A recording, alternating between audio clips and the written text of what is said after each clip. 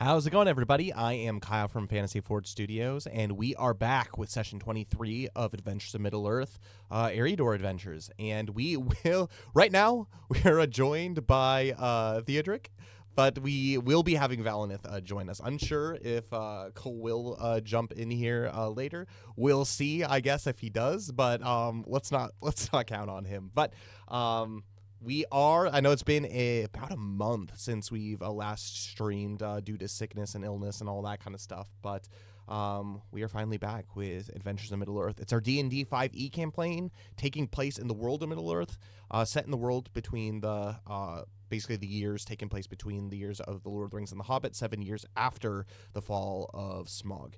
And so currently they are in Eriador, and there's a bunch of kind of evil, shadowy threats that are starting to percolate underneath the surface of Eriador as the world kind of rushes forward to the War of the Ring. And so, as mentioned, we are right now joined by Theodric. So I'm going to actually have him introduce his player for those who remember it. Hey everybody, I'm that Tubby Australian. If you're a long-time viewer of the channel, you've seen me around. I play Theodric Grimborn. He is a young man of Rohan, not quite yet a man of the mark. He hasn't been officially, I guess they're not knighted because they're not knights, but he's not an official rider of Rohan. He's not an official Rohirrim.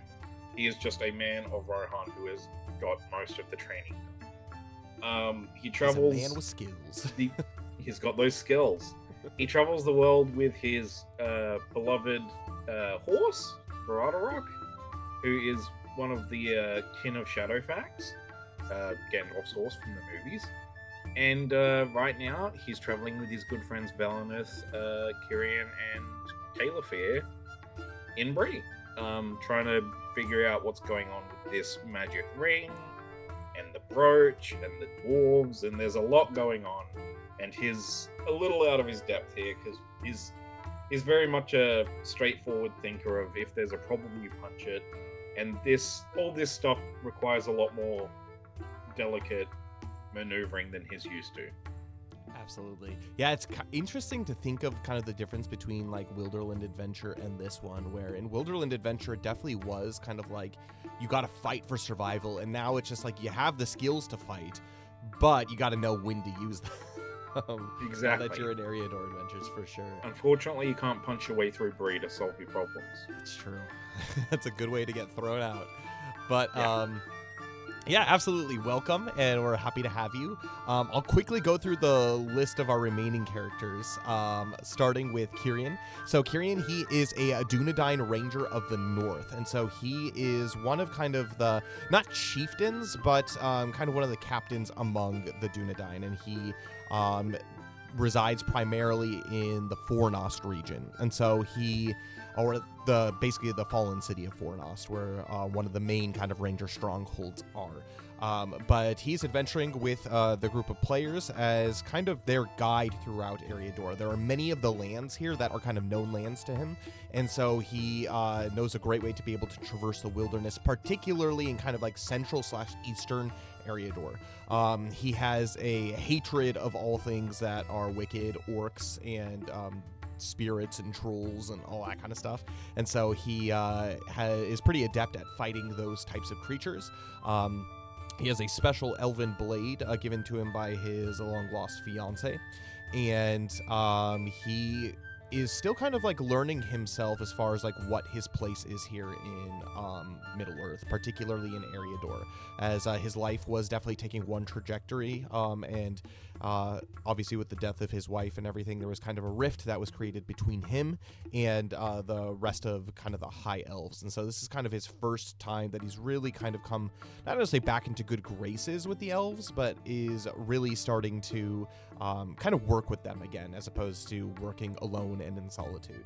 But he is with this adventuring party, and he is guiding them through the lands of Eriador as they make their way to the Grey Havens. Our next character is Valinith. He is a high elf of Rivendell, and he was also a companion of Theodric back in Wilderland. And so for those who are maybe new to the channel or haven't seen any of our old stuff, On our YouTube channel, there is our first campaign, which was Wilderland Adventures. Both Theodric and Valinith were characters there. So go check out their backstories and everything by watching that was like close to 50 episodes. So we got 50 episodes of Wilderland Adventures, and we got like 23 episodes here, so you got a lot to catch up on. But he is a healer, so he's a scholar class, and he learned from his mother and also Elrond the ways of elven magics and healing, and also the way to use the natural environments such as weeds and flora and whatnot to be able to create potent medicines to be able to heal people. He's also an archer. He most recently got his bow of the Last Alliance, which was the bow that his father used when he fought in the Last Alliance of Elves and Men. And he is a jovial elf, definitely one of your book elves as opposed to the kind of movie brooding ones. And he has plenty of huzzas to go around, but he is 778 years old, and he is at the point of this kind of starting to open himself up to new experiences in the world, particularly as he's been partying with many men, some hobbits, and partying with dwarves as well. Here in Eriador, and he is along for the ride, but also always willing to learn. And last but not least, we have Calefir, which is the DMPC. He is a man of Gondor. He is the captain of the Silver Swan Court from Dol Amroth, and he is a adept warrior and protector of the Free Peoples. He most recently crash landed here on his boat as he was chasing the Cathu Phasgan, which is a Black Numenorian ship that sailed out of Mordor, out of basically Umbar and around Mordor, and he chased them down to Eriador, and a hurricane waylaid his ship, stranding him in the lands of Eriador.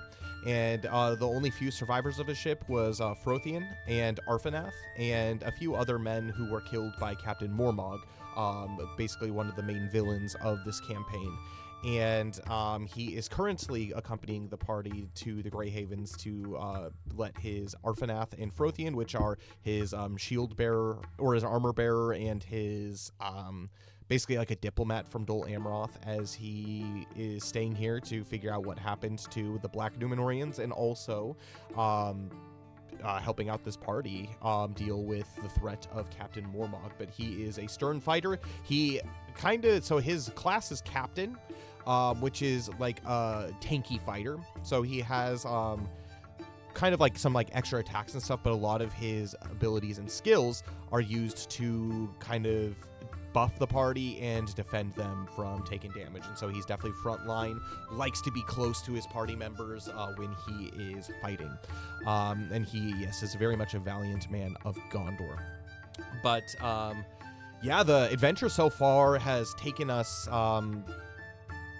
all over the place, from the far reaches of the Coldfells up north, all the way here as far east or as far west as Bree, from Rivendell, the High Pass, Wilderland, and all that kind of stuff. And so this is, I believe, the furthest west that any of the adventurers have been, at least as far as the campaign setting is concerned. And so they are making their way to the Grey Havens. So a little kind of recap of the story so far, specifically Eriador adventures. And so, as mentioned, Calefir was stranded in Eriador, and there was a wicked kind of half-troll creature that slew the big chunk of his surviving warriors, taking also Frothian and Arfanath captive. A lot of events led to another, and everybody, with the exception of Theodric, he comes in a little bit later, ended up meeting basically at a pinnacle fight against a bunch of orcs who were making their way through the hills around Rivendell, trying to find Rivendell. The group, including Glorfindel and young Estel, fought off the orc horde, and were able to get the very heavily wounded Calefir back to Rivendell, to which Elrond tasked them with finding out who this Mormog was, and bringing him to justice if they were able to do so. And so Calefir, Valinith, and Cirion the Ranger, they all suited up along with Elrohir, Elrond's one of his twin sons.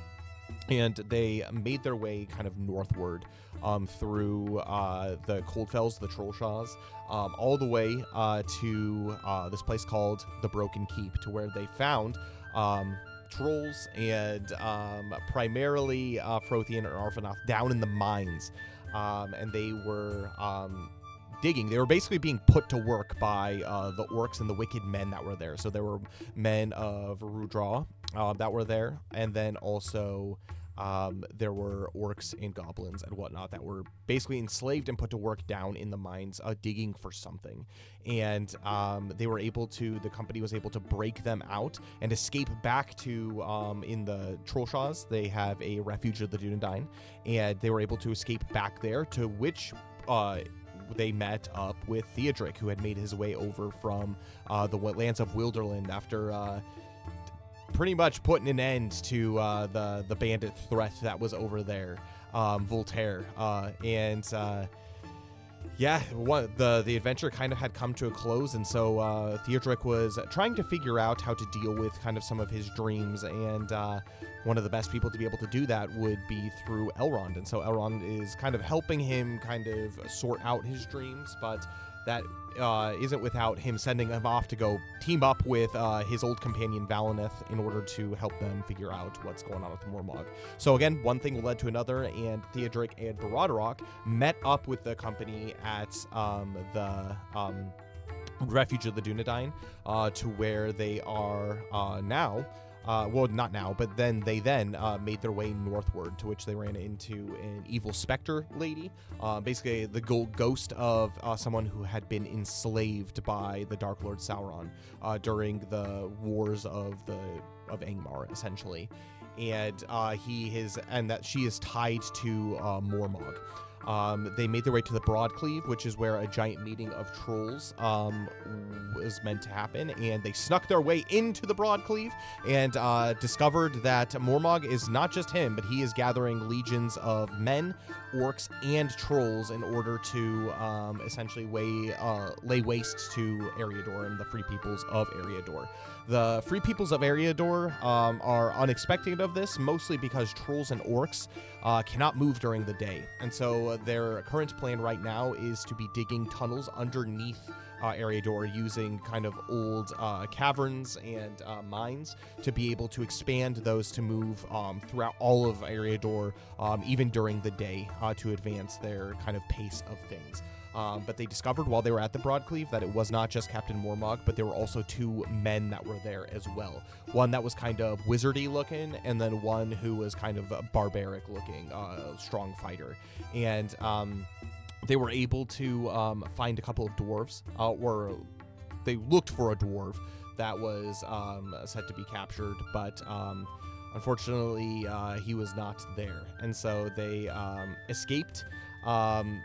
With the information that they had, they also were able to read a specific prophecy that talked about the Seer, that talked about basically the hero, the diplomat, or the sage, and then the last one was the captain, I believe.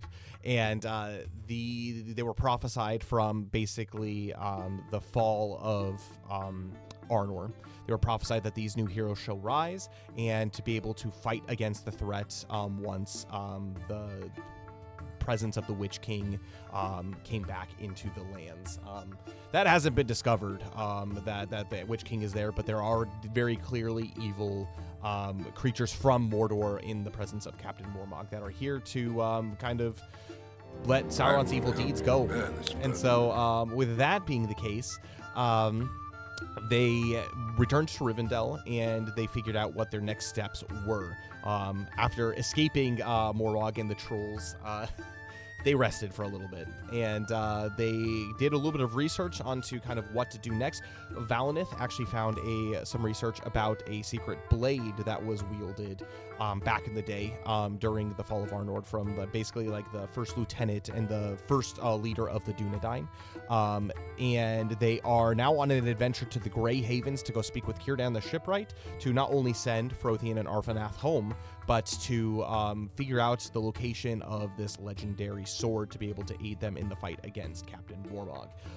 And so they decided to take their journey along the Greenway all the way through until they hit Weathertop, to which is where our current adventure begins, technically, where Terry Mack, who is a ranger of the North, a Dunedain, he had not come to his post and he was missing, and so they made their way to the Forsaken Inn to discover what had happened. They discovered that Terry Mack was there somewhere in the area, but that wasn't before. They met a bunch of travelers, a giant trading caravan that had started making their way essentially from the east all the way from Dorwinion to the land of Bree to be able for this guy named Mirabar to sell his goods. There is also a couple of individuals, one named Herlinen and Baralas, who have a deep hidden secret. They carry a secret treasure, a ring, specific powerful ring, the Ring of 7 Jewels, that is cursed. And their goal was to come here in order to retrieve the ring for some reason, but their end destination was Bree, and they carried these emblems, which the company were able to find after the death of Terry Mack. And so they were trying to discover like who kind of their allegiance was to, and they just recently, in last episode, figured out that it was the Grindfold family that they have their allegiance to. And so, with that being the case, they were trying to figure out, like, how did Terry Mack die? And it turned out that with this cursed ring, there is such a thing as a cold wraith that has been bound to the ring and basically kills anybody who tries to take the ring from the ring bearer, which is Baralas. And so, as Terry Mack, he was kind of a mischievous ranger. He tried to take this ring, and let's just say the cold wraith did its thing and killed Terry Mack, and that's why he was cold when they found him, and his blood had coagulated and curdled almost immediately with very little blood to be left.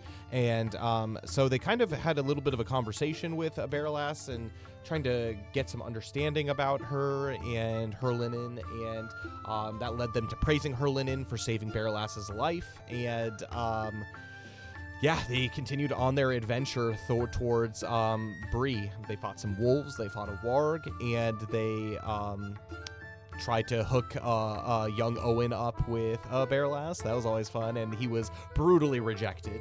And about a few hours out from Bree, they used the Ring of the 7 Jewels to be able to heal the sick, and that is when the cold wraith was revealed to the company that this curse actually was upon this ring, and so now they know the dangers that this ring poses. But they made their way to Bree.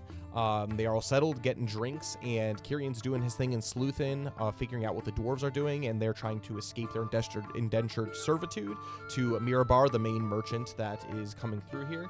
And they have plans to steal the Ring of 7 Jewels from Baralas at some point during their stay in Bree.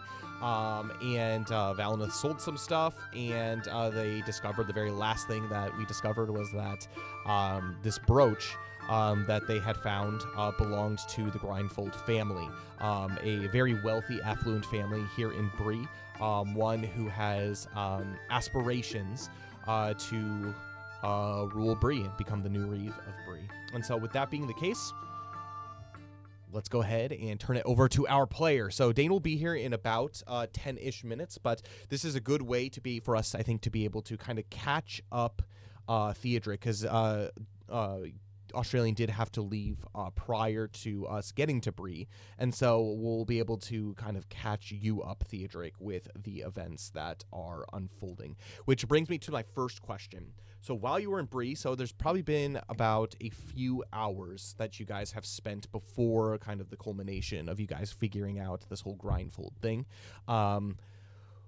What do you want to do while you are here in Bree? So right now, Valineth is off selling his wares, and Kirian is snooping around the Prancing Pony, trying to figure out any information that could be useful to to you. But where we last left you off was at the stables with Baradorok as you are kind of stabling him up for the evening. Is there anything that in Bree specifically that particularly interests you? If you have any questions, now's a great time to be able to ask about those, and then we can go about it. I would. I'm just checking my inventory real quick. Um, I wouldn't mind. Where is it? I was just sorry. I was just looking at map and now I've lost it again. I'd like to go to the smithy and see what they've got. Absolutely. So it is kind of early evening, and so most of the shops and everything are actually kind of booming at this point. And so you make your way over to 13, which is...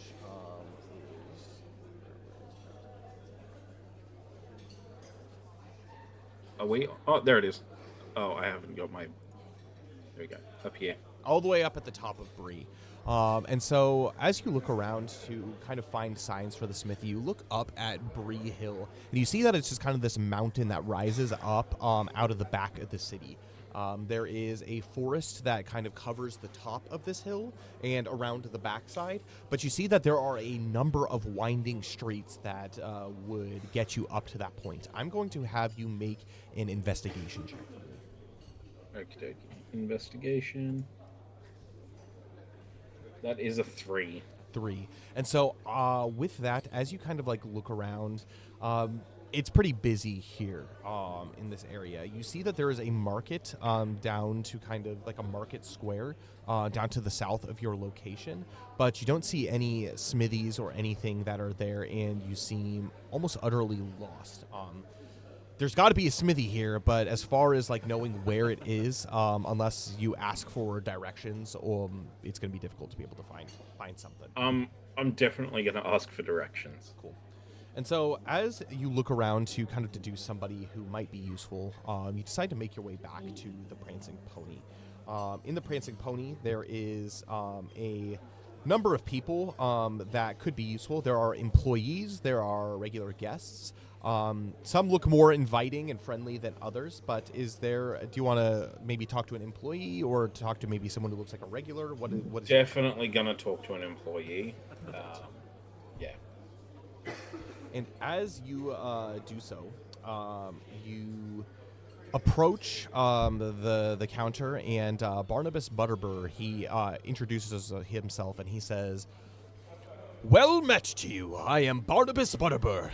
Welcome to the Prancing Pony. I haven't seen your face around here. What could I do you for?" Yes, good evening. I'm Theodric Grimborn. I'm passing through, and I do plan on staying here with my compatriots for the night. But before that, is there a smithy in this town? Smithy, and he thinks hard for a moment. There are a number of traders that have their goods, but if you're looking for something made in Bree, yes, we do have a smithy. It's actually at the very, very top of our village. I could arrange an escort for you if you would like to do so. If you want to head there immediately, they do close in about 3 hours from now, I do believe. Yes, that would be very much appreciated. Perfect. I can set you up. And he looks over at like a bunch of the serving heads, and he says, "I'll be with you but one moment." And he leaves out the front door. And as he does so, you look around, kind of like this busy room. I'm going to have you make a perception check. 16. You see that there are travelers from all over. Kyrian has kind of propped himself up at a table, kind of in the corner, and he's like looking out and about, kind of as if he is trying to find any basically leads on what to do next. But you do see that the dwarves have gotten their own table from the caravan.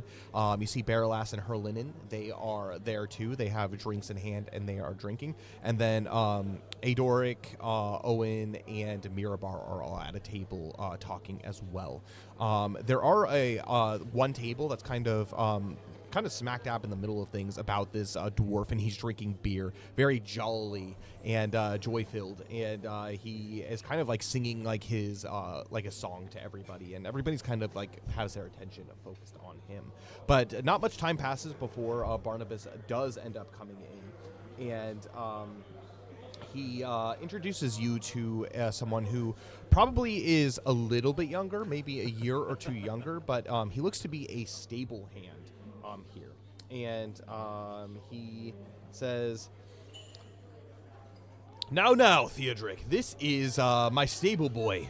I don't know if you've seen him or met him, if you had horses at the stables, but his name is Thomas. He'll be able to help guide you into whatever direction you need. He desires to go to the smithy, Thomas. Do you mind escorting him there? And Thomas, he looks and he says, yes, of course I can do that. I have one last thing to be able to clean up, and then I will be right back here, and we can go together. Do you have a horse? Would you like to ride up there, or would you like to walk up there?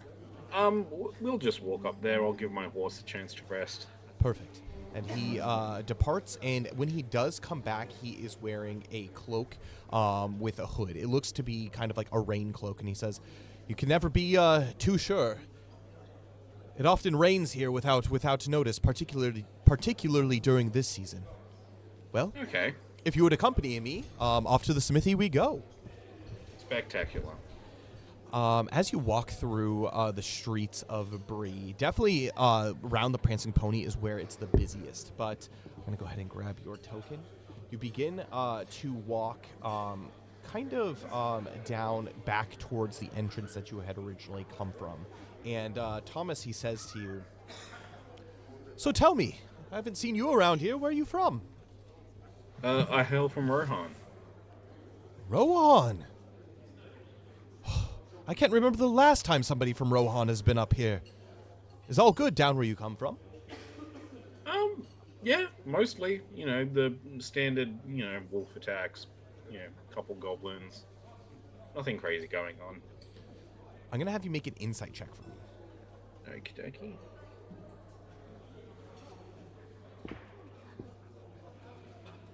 Natural 20 with an extra 1. You see him eyeing your sword, but it's not suspiciously. It's almost like his eyes kind of go wide with like awe as he kind of like eyes the hilt of your blade with kind of like this barren carving on the blade.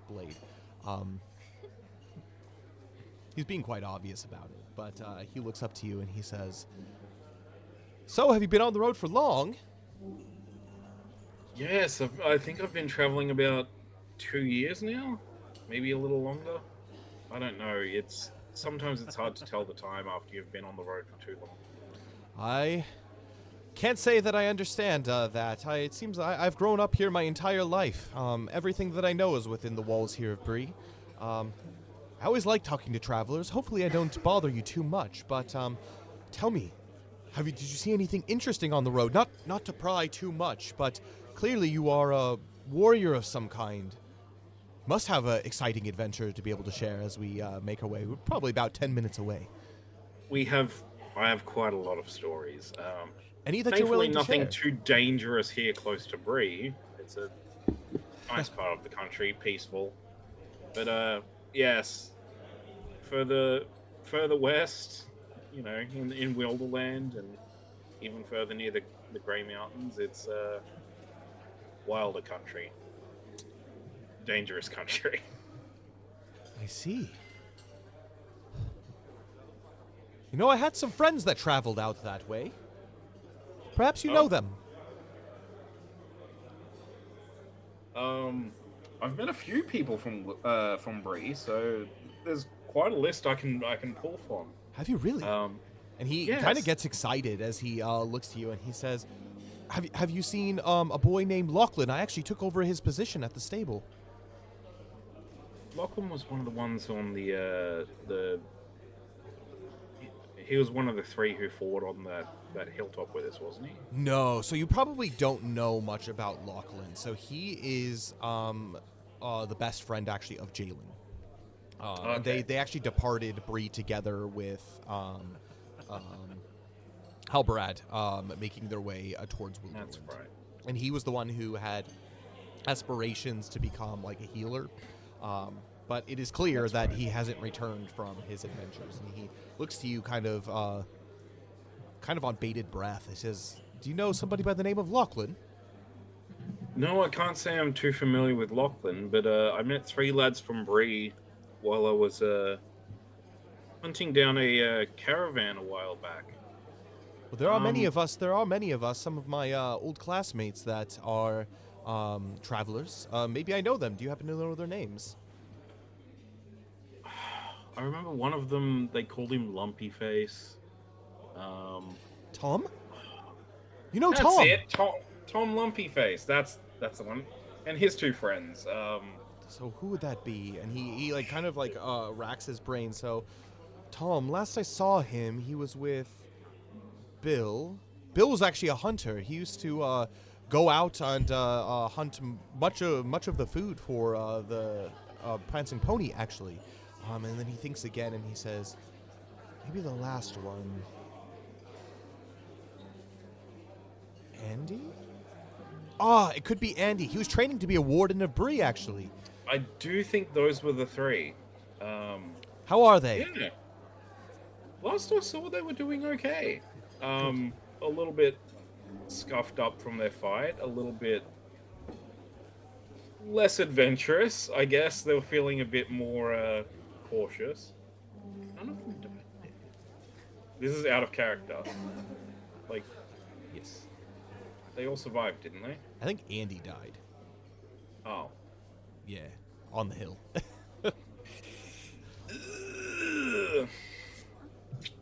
Theodric's gonna think of me like, I do think that Bill and Lumpy Face were fine.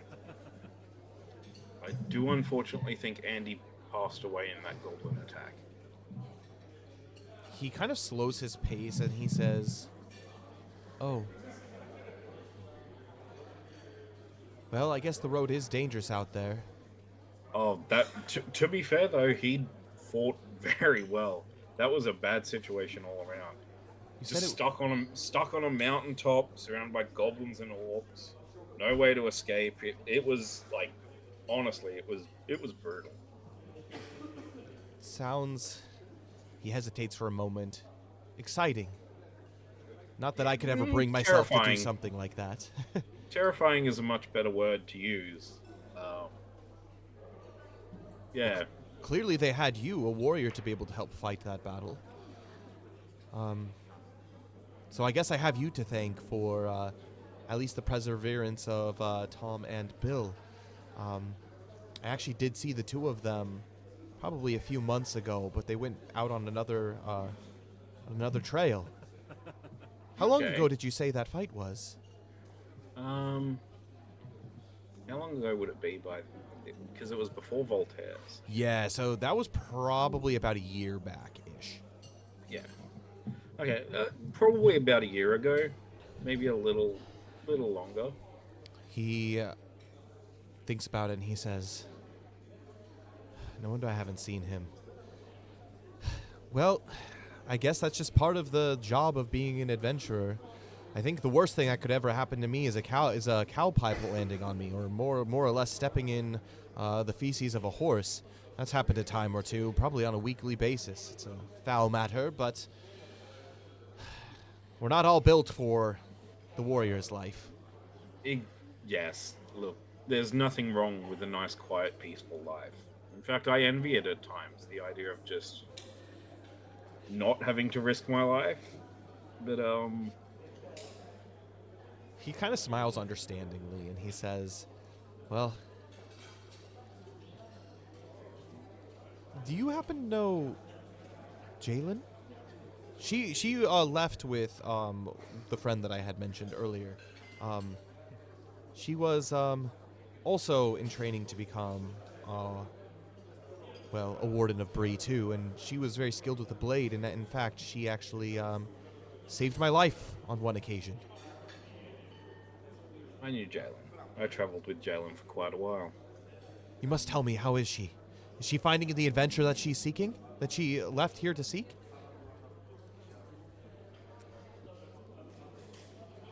And Theodric just kind of reaches up and, without thinking, is just like playing with the braid he has that has Jalen's hair woven into it. It's like she she's gone. She's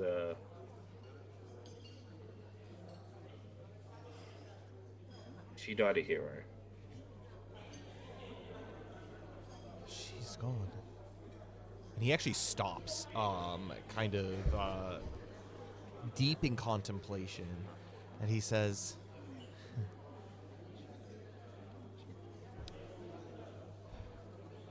well, I knew Jalen. She was my classmate. I was a year younger than her, but her and Lachlan, they spent a lot of time together, and I kind of grew up looking at both of them as kind of my role models.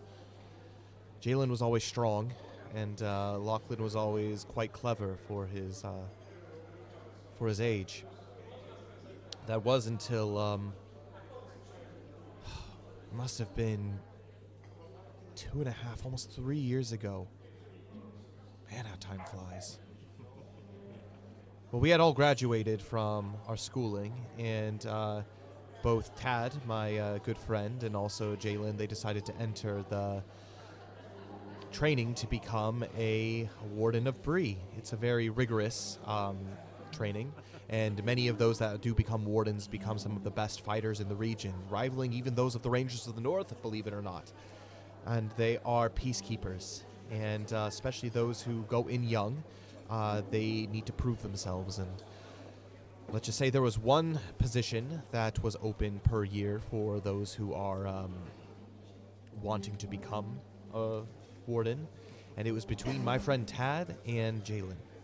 Yes, I've heard of this story, but I wouldn't mind hearing it again from a less personal opinion. Well, let's just say me and my classmates were all gathered there. We wanted to see the fight of the century. Tad and Jalen, they didn't get along very well, but when it eventually came down to it, Jalen, well, she wasn't enough for Tad as far as the tactics of Tad. Everyone thought that Tad was kind of a coward, but his tactics did make him win. He stood from a distance, and instead of fighting, he threw rocks. Now he definitely is known, and well, let's just say he doesn't carry that with a lot of pride. He is pretty ridiculed by the other wardens and by his classmates for his tactics, but he did what he could to be able to win that. And so with that being the case, I think it led Jalen to kind of spiral. She had a lot of pressure put on her from her father, and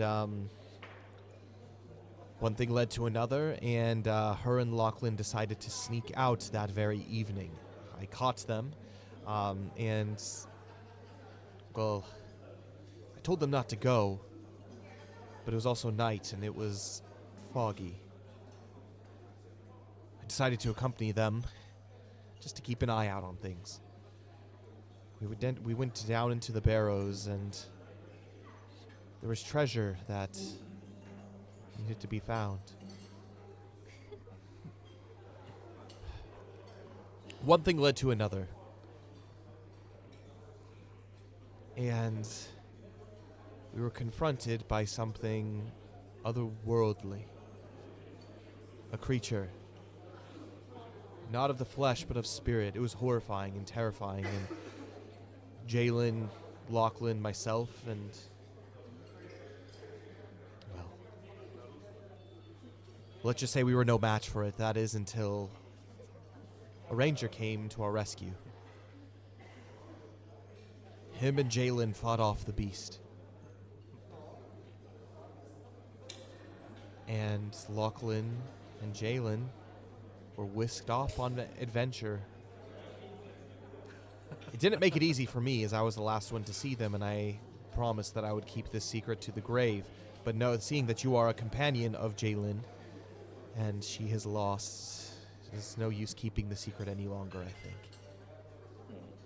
She was a good friend. I just hope that Lachlan is alive and well. Are you sure you didn't see him on your travels? They departed together. No, when I met Jalen in the city of Dale, and she was traveling alone at that time. He's shocked. She made it all the way to Dale, you said. Yes, yes, I met her there. She had just won a dancing competition, I believe.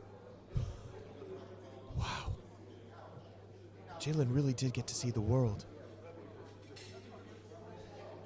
I hope to see the world one day. Not as a warrior or an adventurer. I hope to travel there one day. I hear Dale, after the fall of the dragon, has become quite the place. Lots of excitement. Yes. It's a very prosperous city. Feels a world away from where we live. As you had mentioned, Bree is peaceful. And with the Rangers, well, they are relatively unsavory folk, not very social. They do keep us safe. I know they do. I've seen them out there, beyond the wall at night. They keep watch on us. And with the Wardens of Bree, too, I do find that we are quite protected here in our small community. There are hobbits that actually live out westward, too. A giant community in a place called the Shire. They're not much fans of the larger folk, as they call us, but they also live peaceful, prosperous lives. Oh, And yes. then beyond that is the sea. I would like to lay my eyes on the sea one day. But they say even the Greenway, that far west, it's not all that safe. They say there's elves that wander the wilds. Wood elves that don't serve a master. Dangerous, full of illusion and treachery. There's orcs. There's wolves. And, from my own experience, spirits. I don't think I could find myself to, at least steel myself to travel the world that far. At least without the protection that I think I would require. I'm not much of a fighter myself. And he looks up and he says, "Oh, speaking of fighting, we're here," as you begin to hear some hammers clinking. Excellent. Yes. Oh, thank you. Thank you for the This has been news. a good talk. I've been worrying for a very long time about my friends. Well, it's sad keep news an eye about out one of for them. Lachlan. I appreciate it. I truly do. While it is sad about one of them, I do know that if she died with a friend, another friend, you said she died a hero. I think she accomplished all that she needed to accomplish, all that she set out to do. And he kind of sighs and he says, "We will miss her." Yeah. Well, the blacksmith, he goes by the name Ephon, and he is he's good at what he does. Many of the rangers actually come through here, and they purchase weapons and gear from him as well. So Superb. he's kind of friendly to the people in our area. If you're looking for anything that of steel craft, he can, I'm sure, craft it for you or has something for purchase. Excellent. If you want to get back to the Prancing Pony, I shall be returning, but he points down kind of the path that you came from, the primarily straight path that kind of turns around. You'll be able to, once you get to the main road that leads up to the city, just go north towards this hill, towards this mountain that we're on, and you'll find your way back to the Prancing Pony, to your companions. Excellent. Thank you so much. Absolutely. It was very And, nice to meet you, Theodric, It and was hope nice to do meet so you again. too. Thank you. And with that, you enter the blacksmith, and you hear a ting, ting, ting. And a man who kind of has basically these goggles on, he lifts them up and he says, "Haven't seen your face around here. The name's Athon. Welcome to my smithy. What can I do you for?" Hello. I'm looking to try and get some heavier armor. Armor, you say? Oh, I can see you're a warrior at that. Well equipped. What are those colors that you wear? specifically looking at your heralding. They're the colors of Rohan. Ah, I knew I picked a man from the mark when I see them. I've seen a couple of them here and there. They say that my spear quality isn't quite up to snuff with what they got down there, but they are interested in the armors that I do create, so I think you have a good eye. Yes, I do have some armors for sale. Perchance, what are you looking for? Something heavier, something lighter? I have all kinds of wares that I can create for you. I'm looking to get something a bit thicker. Unfortunately, my my chainmail isn't really cutting it anymore. I see. Well, we could fit you with some heavy chain. You look to be broad of shoulder, maybe can handle the weight. We have a couple of options for you. If you want something custom crafted, something specifically to your proportions, I can do that. It will take about a month to be able to do so, though. And I do expect payment up front, but if you want any of our pre-crafted options, perhaps they could fit you. It might not fit you quite as snugly as you... It might fit you a little bit more snugly as you want. Many of the people here of Bree are much smaller in stature than the typical Rohirrim. But we could make something work, I think. Okie dokie. I'd like to look at we'll look at the pre-made ones first, and if there's nothing really there, we'll see about this custom stuff. Absolutely. Let's see what I can do for you. And so he pulls open a curtain in the back to reveal basically these mannequins that have a few sets of armor on it. This is actually a very well-kept smithy. It's not grimy. It's not grungy at all. It doesn't put off a lot of smoke. It's not incredibly hot in here. This guy's probably knows what he's doing, and he's been in business for a while. And he says... So, you have a corslet of mail, is that correct? As he kind of approaches you and begins to start taking measurements. He lifts kind of some of the fabric that is covering over kind of the corslet of mail that you have on. And he says, so you're looking for something heavier.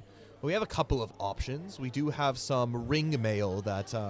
I've been able to create. Some good leather came in to be able to mount some steel rings on. And he gestures over to a set of ring mail. Essentially what this is it has an armor class, just a base of 14, and then disadvantage on stealth checks. It's not a plus anything, it's just a normal set of ring mail, and it comes at the cost of 40 silver pennies. If you're looking for something even heavier than that, he basically gestures over to a large set of basically heavy mail. And he says this one took probably about 2 months to craft. It did some business with some dwarves of the Blue Mountains, and they came bearing some very good high-quality metals. I think this will serve you not only to protect you, but a little bit of extra protection as well. If you want something custom crafted, I have some of that ore still in the back yet to be smelted. But this perhaps could do something to give you a little bit more protection. And he, do you see the price tag on it for 75 silver? And it gives you a base armor of 16. So no additional bonuses, just a base flat armor of 16. And it also gives you disadvantage on stealth checks with you need a minimum strength of 13 to carry it. And it is a +1, so that buffs it up to 17. And what was that? Sorry, that was heavy... Heavy mail. Was it just heavy plate? Heavy mail. Heavy mail, yep. Yeah, I'll take the heavy mail. Wonderful. Well, that would be 75 silver pieces. I know it comes at a premium, but this will do everything that it can to be able to glance blows, at least from blades. Do be careful, though. Some of these rings are a little bit bigger, and I think some kind of more pointier daggers perhaps could maybe get through the links there. But if you're using it for more battlefield combat, and you can tell that he really knows exactly what he's talking about as he kind of goes through and shows you kind of all of the basically intricacies of this mail. It will do what it can to protect you, particularly from blows and even from impact weapons, such as you come into contact with wielders of hammers or war hammers or axes. I think it'll reflect a couple of those blows. It is dwarven materials, so It will be heavy, but you look strong in stature to be able to carry it. Yes, thank you. That's spectacular. Absolutely. Now, I do have the 75 silver pieces, Okay. uh, but would you be willing to knock it down a little bit and take this corselet of mail?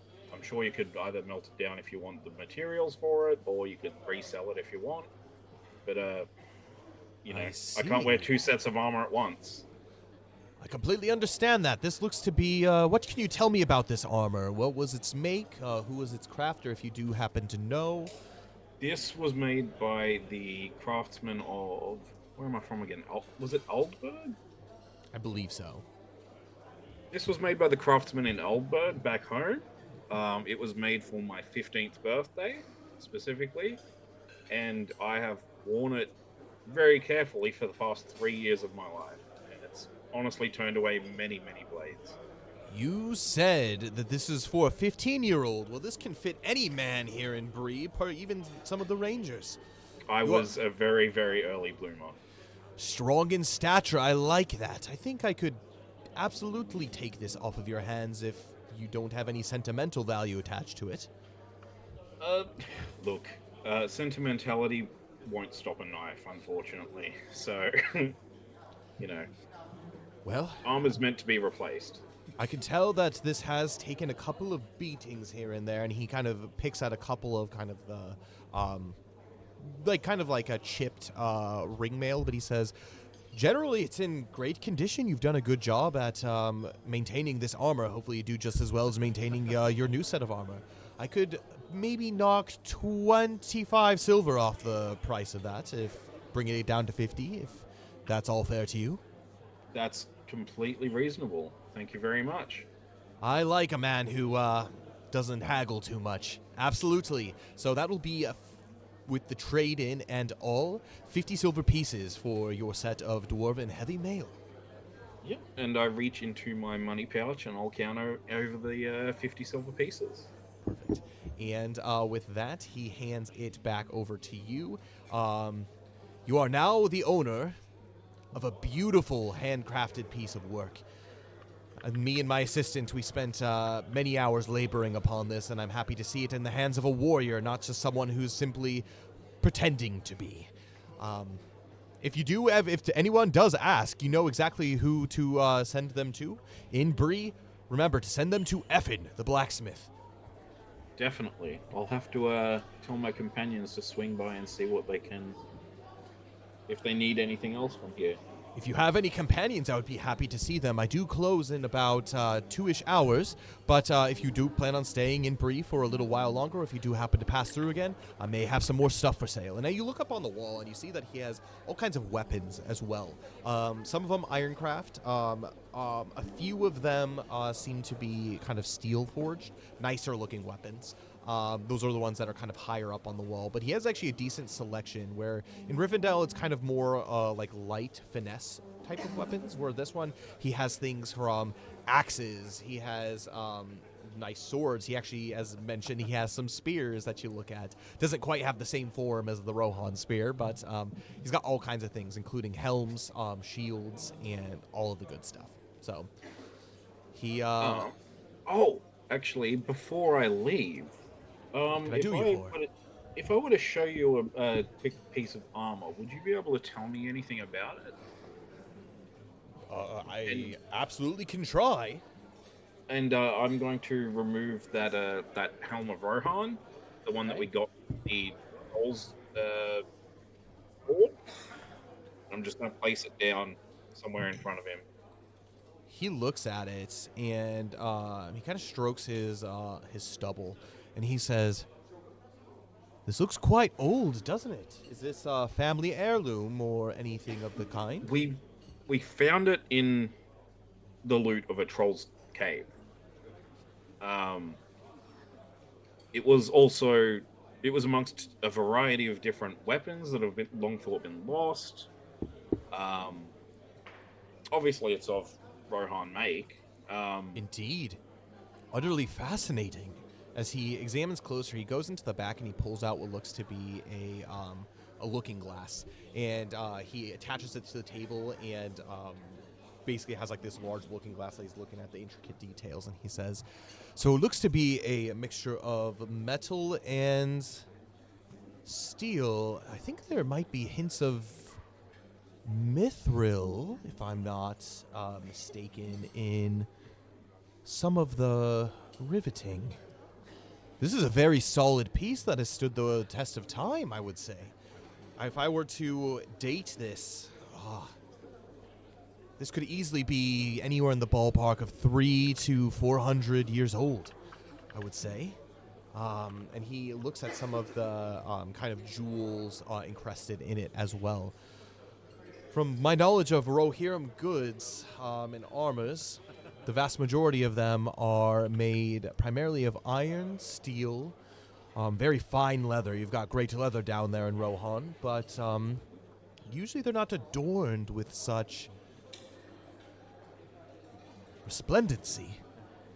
And he points to a couple of gems and that are around the kind of the crown, around kind of like the ponytail area of the helm. And he says, "And this horsehair, yes, this seems to have withstood that time as well. I see no sense of decay or fraying at all." And then he comes upon a marking on it. He says, "But 1 second, if you wouldn't mind. I have, well, I'll be right back." And he goes into the back and he pulls out a large dusty book. He plops it down onto the table and he looks through all kinds of basically markings that are down in there. He is specifically looking at a mark that is on the inside of the helmet, just above kind of the nose piece. So it would be like right here on the inside, stamped into the leather. There is a mark. It's not letters, and it's not like a Rohan like sigil, but It's like a maker's mark. Yeah, he explains to you exactly that it's many of us blacksmiths, particularly those of noted in history, have our own embarkations that we use. And he points actually to kind of the leather that's around the collar of your mark. That's my mark, as he shows you. But this book does go back quite a ways. We've even got some Elven as he flips through, Dwarven, Realms of Men, Rohan, here we go. And he begins to kind of investigate. And he kind of reads some names out, and he says,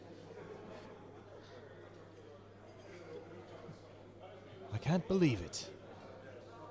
He turns the book over and shows it to you, and he points to the mark, and he says, "These match up, I believe, and if I am not mistaken, this is actually the mark of Turdur. He is a very, very well-renowned craftsman for the first kings of Rohan. This is a very rare and valuable piece from the founding of your nation. The fact that you've stumbled upon such a artifact is outstanding. I'm still working on my trade, but I do say that I don't think I could craft anything nearly as renowned as what this helmet, I'm sure, has been through. He is known for Tudor. He's known for crafting gear that is fit for the halls of kings.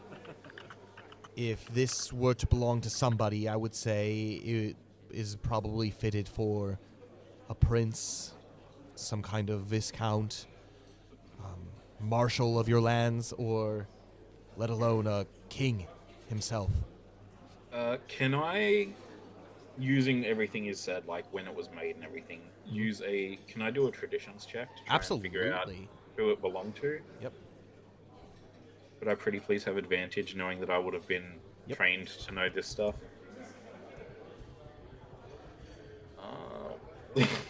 That's only a 3! Even with advantage. It's difficult to tell exactly where you could pinpoint this as kind of like a 250 or like a 250 to 300 year range. It does fall within kind of the purview of a few potential people, but it's difficult to pin who exactly it would be for. There's no way of knowing, but he does say, I would look into your history a little bit. I know that's your people in Rohan. Much of your heritage and word is passed down through word, tale, and song. But if you are able to find any old tapestries or paintings or anything from the time, I think there might be a good chance that this helm may be adorned. This is more of a crown than it is anything, I do think.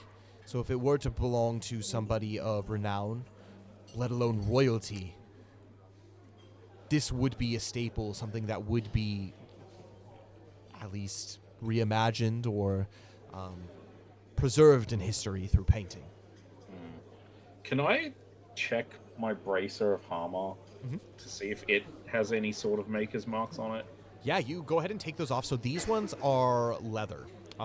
There is like some iron riveting that is on it with a little bit of plating. These are regal, but they don't. And there's a couple of gems that are kind of like on the side too.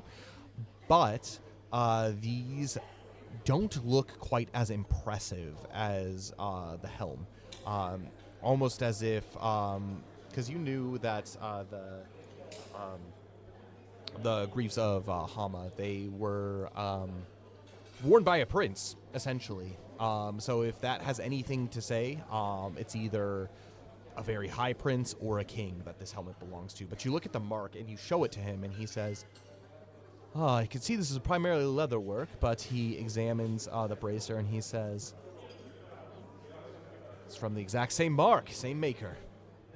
Okay, now we're getting somewhere, because these were made for Prince Hama of Rohan. So the question is, did the helmet belong to him as well, or was it just in the same pile of loot? He examines the Greaves as well. He's like, may I? Yeah, sure. And he goes back and he says, well, if it is made by the same maker, our craftsman in mention, he lived for about, at least most of his work, seemed to have lasted for about 60 years by my reckoning. And his earliest works were done in this year. And he goes through and he says, well, it seems that with these being the same mark, he is trying to examine like any differentials in kind of like the maker's mark. This one looks to be a little bit later than your helmet here. This is one of the earlier markings of Tudor. But he gives kind of like a grin, and he says, you found yourself something very valuable. You said that these Greaves did belong to the royal family, particularly Prince Hama. Perhaps these belong to the same royal line. Could be dating all the way back to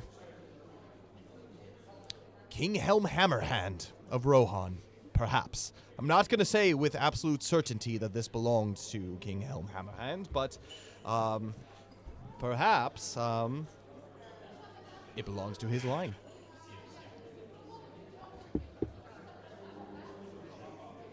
I have to send this home. I've got.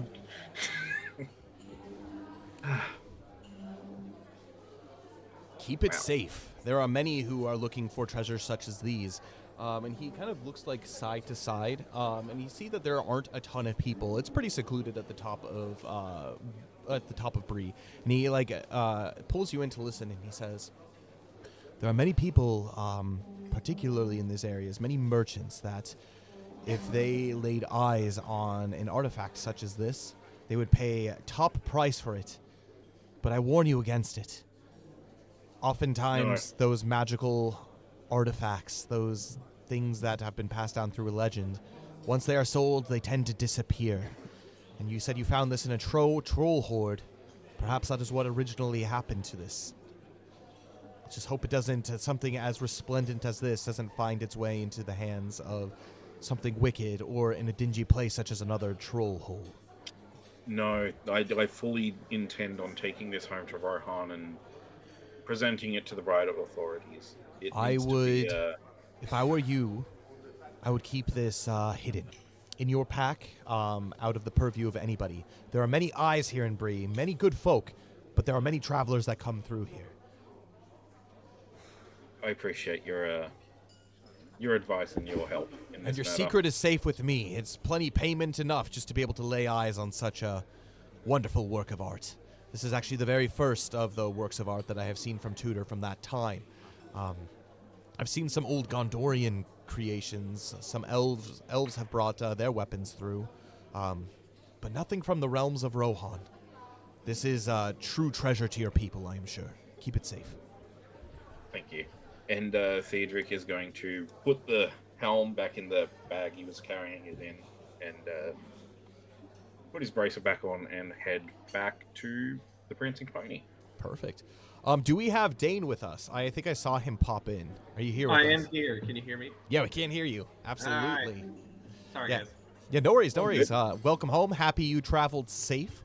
And with that, Theodric, you wander down Bree Hill, eventually back to the Prancing Pony.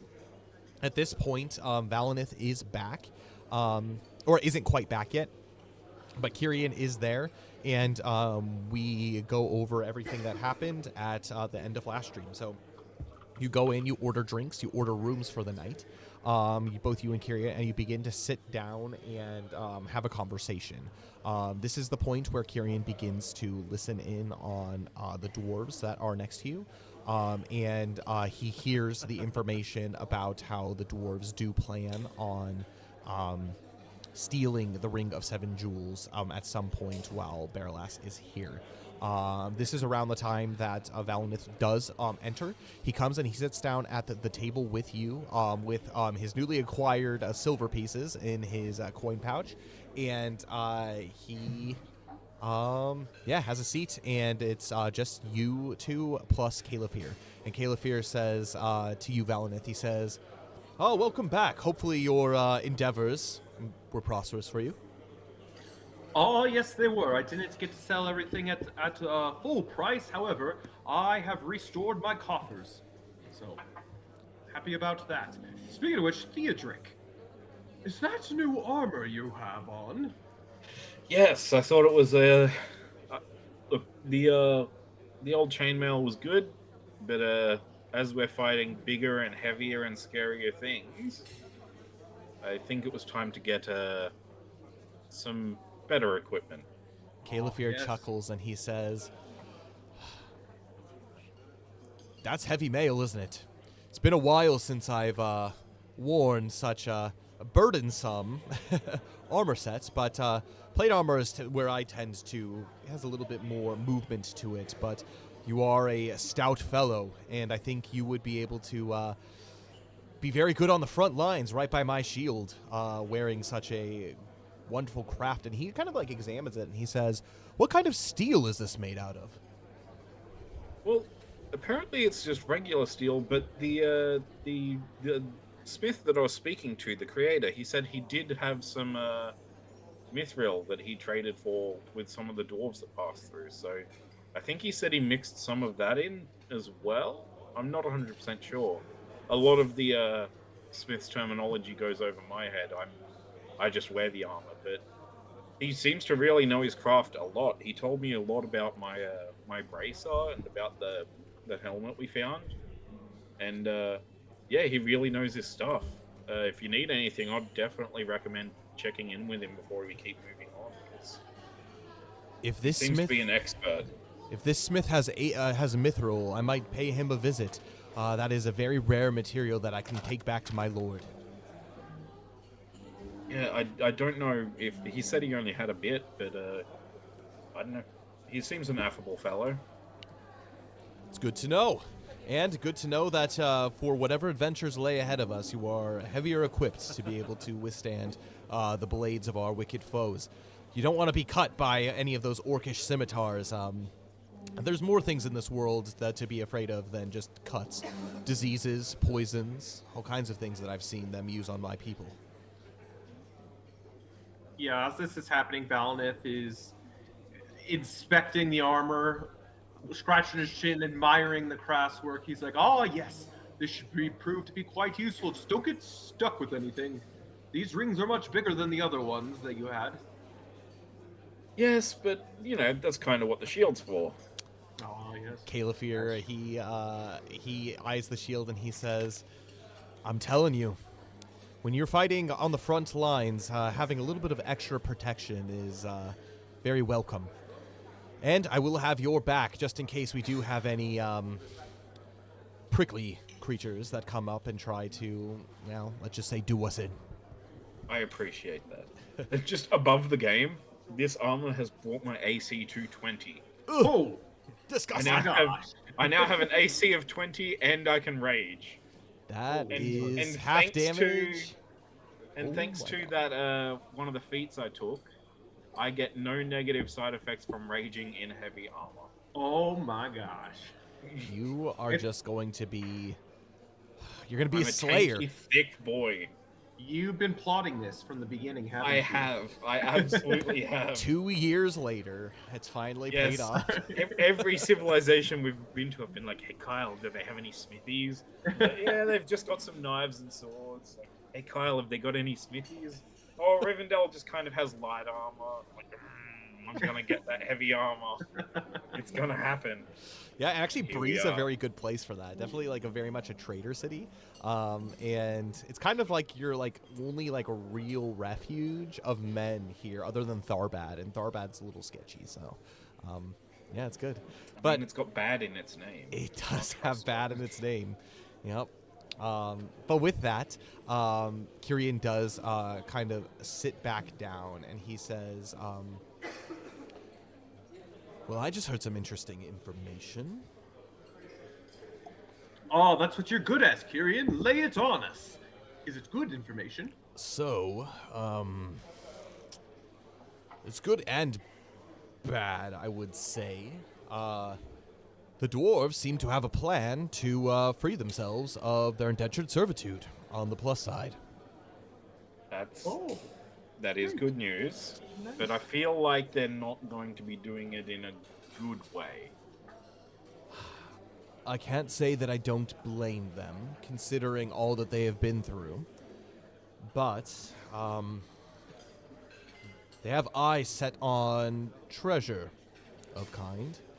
And it seems that we're not the only ones privy to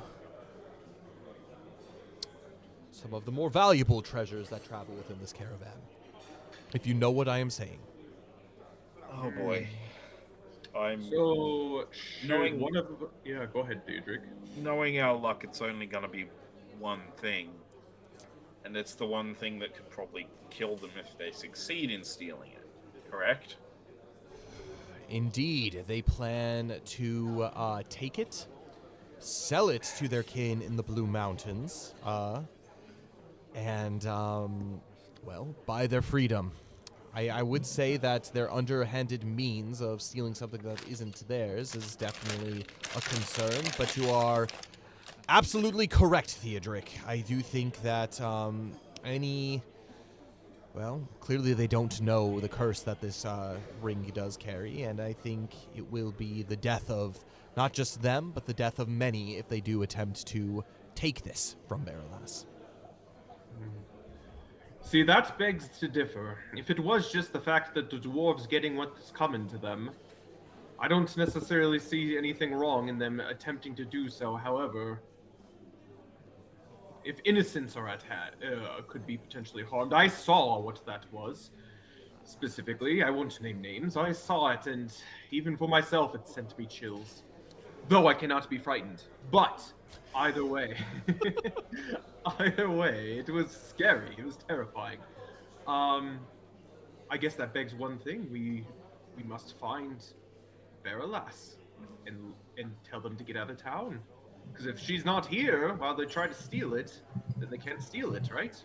Can I look over Velenith's shoulder at Berilas and Herlinin? Are they still in here drinking? Yeah, they're still in here drinking. They seem to be having a quiet conversation with each other. But you could tell that at this point, though, Herlinin's probably on drink 4 or 5. And he is kind of starting to get a little bit sloshed like he was the previous night at camp. But he is doing his thing. But actually, as you look over there, you see that sitting there with him is Narvi. So the youngest of the dwarves, too, and he's sitting having a conversation with Herlinin, and he seems to be the one who is ordering all of the drinks. Cedric's going to just turn quietly to Kyrian, not making it look too subtle, and just be like, did they say when they were attempting this? They did not. I think Because I perhaps the haven't best seen- course of action is to figure out how long, well, let's just say how long our guests, Herlinin and Berilas, are going to be in town.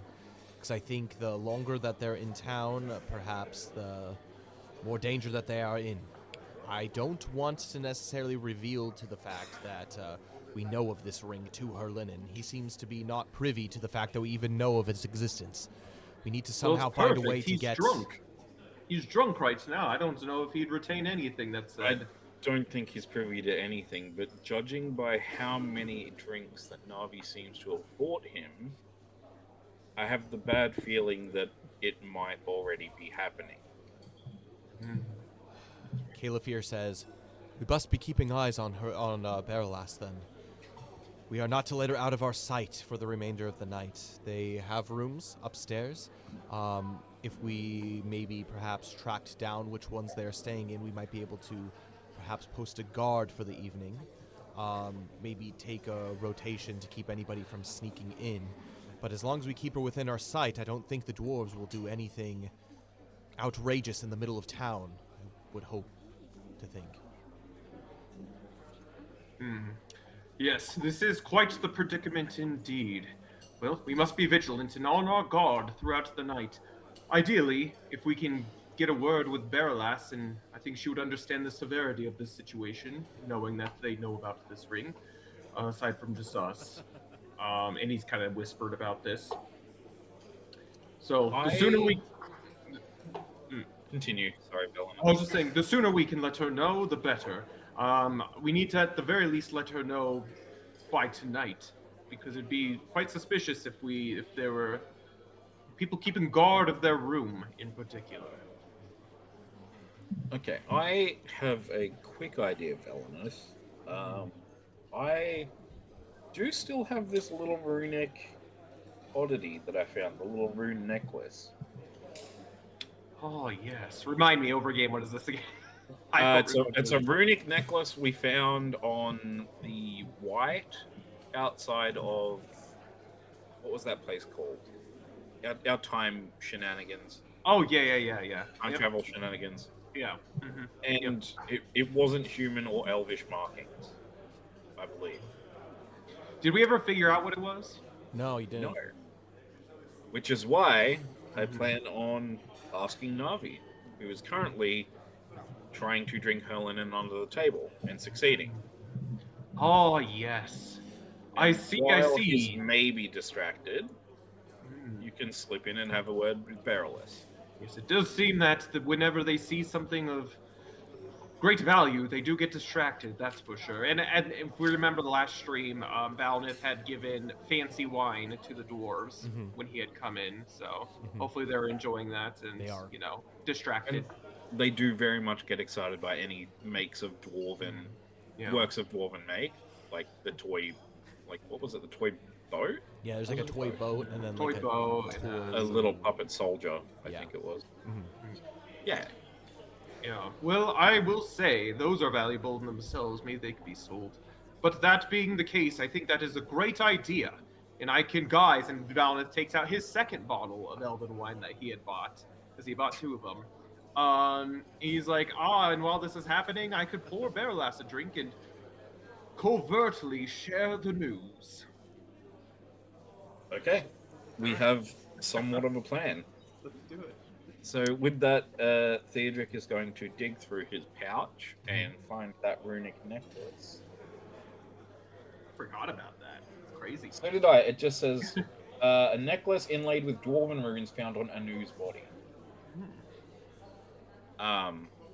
And he is going to walk over to the table with Helen and Baralas and Navi. Valinith will kind of walk with him with the wine in hand, kind of being nonchalant. Mhm. Excellent. And Theodric's going to say, "Good evening, everyone. Mind if we sit down?" Perlinen, he looks to you and he kind of like in a little bit of a daze. He says, "The more the merrier. The dwarves buying drinks for us all." And Speaking of which, I also have drinks for everyone. And pulls out elvish wine.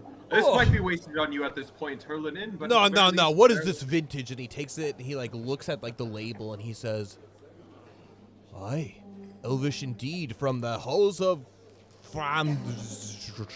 Thrill." Yes.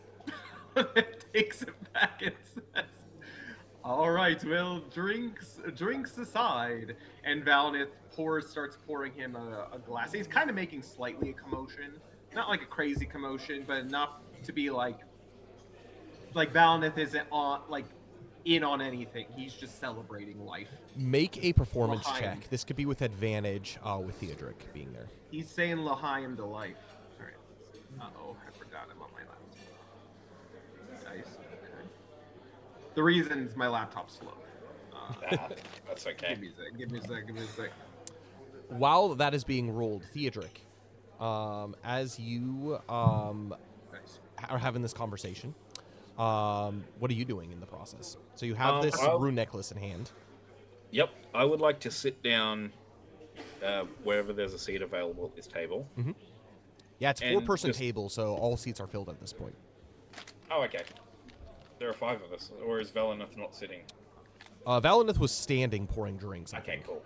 And Theodric is going to look across the table at Navi and just be like, "Well met, we haven't really spoken much since I joined the caravan, but I was hoping you could have a look at something for me and see if you could tell me anything about it." Well, And let's I see what I can present- do for you.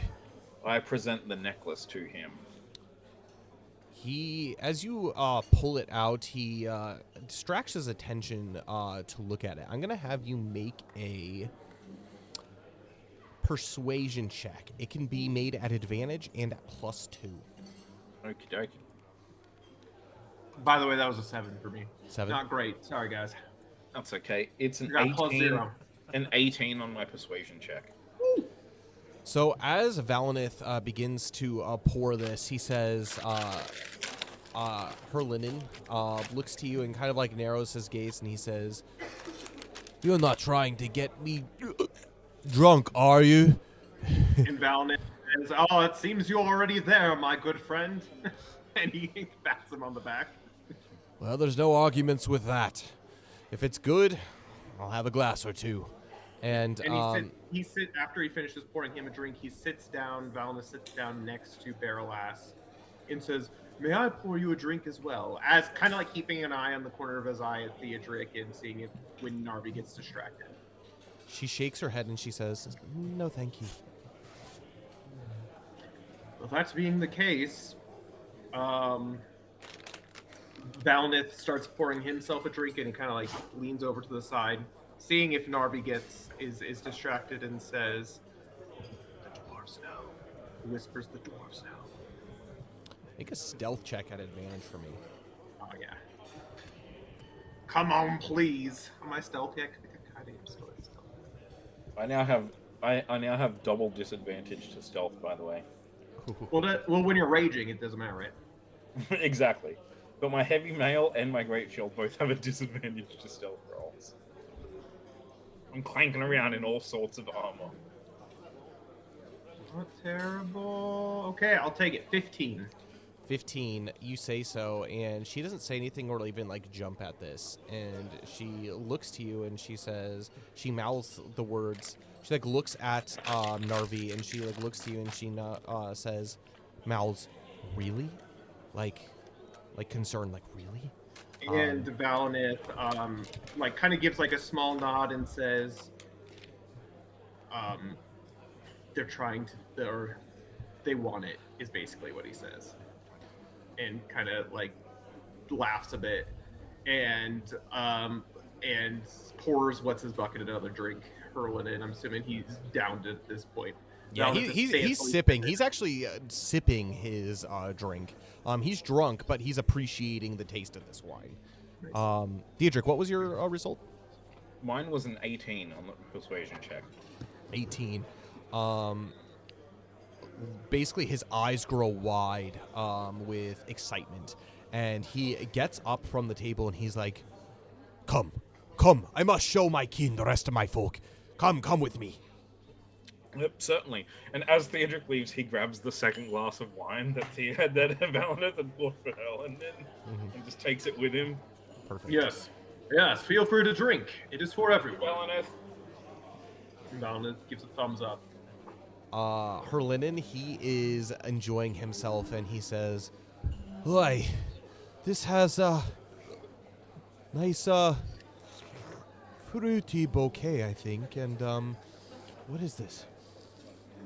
Hints of cardamom and... What is that? Sage? It's like a candle. Oh, Candle in a bottle. That is for sure. You've got a good nose on you. I can tell you're an herbalist for sure. Valinith huzzahs to him. he hiccups, and his eyes kind of begin to close, and he says, "This is good stuff," as he kind of begins to snore in his chair. So he's kind of upright, but he's like sitting there just like he fell asleep in his chair. Yeah, and Valinith is like, "Well, it seems I've overstayed my welcome. Are you sure you don't want any Barrelass?" Barrelash, she says, no. Wait, do they, know everything? The curse? And says, "No, but maybe it's not good to sleep too deeply tonight. Gotta be on your toes." Barrelash, she looks to you, and she, as you make your way back to the table, she mouths, "Thank you," to you. But jumping back over to Theodric, you are led over to this table, and all of the dwarves say, "Why, if it isn't the lad from the south, what have you got? Why are you so excited, Narvi?" And Narvi says, "He has something of our people." And he basically gestures you to show the runic necklace. And Theodric just plops down in a chair near them and says, "Now, I found this a while back over the... What are the name of the mountains? I keep forgetting them. They're just the Misty Mountains. Yeah, Misty Mountains. The one up north are the Gray Mountains. Well, I we think didn't it go was that Misty far Mountains. north. It was Yeah, I the think- Misty Mountains. Yeah. I found this just on the other side of the Misty Mountains during my travels, and I knew the writing definitely isn't common, and it isn't Elvish. It's clearly Dwarvish, so I thought I'd ask you guys to have a look at it and tell me what it is I've found." Narvik, who is the second of the youngest of them, he says, "You say it's clearly dwarvish. What makes you say that it's clearly dwarvish?" And he kind of says, kind of like teasingly at you. Well, I've travelled with a couple of dwarves before. I can't read Kuzdul, but I can notice when it is Kuzdul. "I like this guy. He's friends with our kin, and he has some of our, some of our family heirlooms, let's just say. This," and at this point, you have Vig, who is the leader of them, kind of the father of the two younger. He says, "And he even knows about Kazdul, huh? Well, since you are friendly to our kin, let's give you a little bit of a educational lesson here." And he says, "Now what you've got here is something quite special. This is what we call a protection charm. They say that there is no real power that is within these, but they are used by our kin that go off on adventures, and they all pull out a similar looking charm for that they are wearing around their necks, and they tuck it back in. If you must know, it does say Azog, which means defense or guarding. Those who wear this are wished well by our folk, particularly by our king. However, you came across this is you either are friends with a dwarven king, or very close with a well, let's just say one of our kin, close enough for them to be able to give this to you, or you could be a thief. And they all laugh out loud to themselves. Yeah, right. This man a thief. He looks as knightly as I could possibly see. No way he could break the law. Well, I'm definitely not a thief, but I did find it. So, if it's that important to your culture, I feel like it would be wrong for me to keep it. Nah, keep it. It's fine. If you claim you found this in the wild, that means whatever dwarf had that is long gone by now. Okay. Thank you. Yes. And they say, this is also, and Vig gets really serious for a second. This is also something that, if you do choose to wear it, you wear it with pride. If you present this to our folk, they'll become less suspicious of you, at least in the future. You must be prepared to explain how you got such a trinket, but just knowing that you didn't purchase it off of a wandering merchant, or you better not sell it, or we will find you. As they all laugh to each other. Nah, if you do wish to give it back, we will most happily take it. But if you do wish to keep it, it seems that the fates have brought it into your hands for some reason. Now, above game, can I remember who's Anu? Did we ever figure that out, or was it just the body? Anu was the guy who was a Beorning, actually. So he was one of the Beornings that died in the mountain pass that you guys found his necklace. Okay. I'm not going to be heading that way anytime soon to hand it back. Okay. Thank you. And Theodric's going to pop it around his neck and just kind of tuck it under his mail. Aye, that's a good lad. Dwarven friend it is, eh? And they all cheers their drinks and like, what do you got there? Something, fruity? Well, we've got some strong dwarven ale here. Well, I wouldn't say no. And they take their cask, or they take their keg, and they pour you a small glass and hand it over to you, and they say, plenty enough to go around for us all. It's a day for celebration. We shall, drink to our heart's content. End of the road and all. It's always good to celebrate a job well done on a road successfully traveled. And Theodric's going to take a mouthful of the dwarven ale. And it is strong. It hits you like a truck. I'm going to have you make a Constitution saving throw. How bad is it compared to the ale Theodric would be used to at Rohan? The ale in Rohan's pretty good, but the common ale is pretty watered down. This immediately hits like your tongue, and like you can feel like the power of the alcohol. It tastes good. It has actually a decently good aftertaste, but like it kind of almost tastes like drinking like straight vodka, like at the first sip of it. Just kind of that's like, a 24 on my Constitution saving throw, by the way.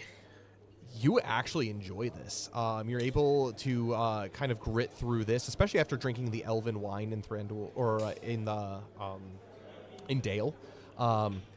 Your tolerance has begun to be built up. Perhaps it's all the muscle that you put on from traveling all this time, but your blood alcohol content is staying low as you take a large sip. And this is the first time I could genuinely say, like, you're starting to enjoy Dwarven Ale. It is definitely a higher quality than what you've had before.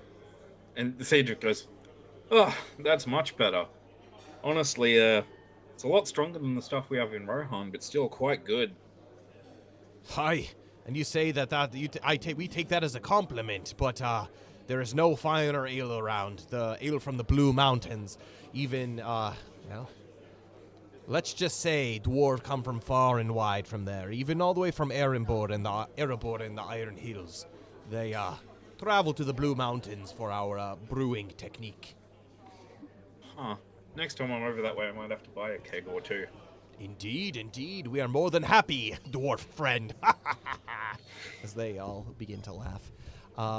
And with that being the case, the night kind of drags on a little bit, and you all reconvene back at the main table. Calefir is taking care of Frothian and Arfanath, and he has escorted them up to their room before he comes down. And Kyrian has been kind of just like sitting at your table for the entire night, just kind of like looking around out and about. That is before you guys sit down, and the events from the end of last stream do happen, where he pulls out the crest, and Barnabas Butterbur comes over and he says, "Huh, well, of course, this belongs to the Grindfield family. They are a very well-renowned family here, and Stefan Grindfield, this is his crest. I do believe that Stefan is out of town. If you want to go speak with him and return this to him, I think you would fetch a healthy reward upon its return to him. But if you do, you can head over to the gatehouse. He does always have a sentry on duty, watching over the place while he is away. You will have many thanks to be able to give you for finding his very, very valuable brooch. I don't know who this belongs to, but they're in a world of hurt if he ever finds out who." So, is this the same brooch that belonged to Baralas? It is the same brooch that belonged to Baralas. Okay, I thought we gave that back to. I don't think so. No. I think you guys kept it. Tyrion kept it. Because I don't think She you guys didn't had seem mentioned to care as much. you noticed that there was like the hole in like where the brooch was. I don't actually know if you brought up the brooch to her at all, because she would have think we have, told yeah. you. I thought we did.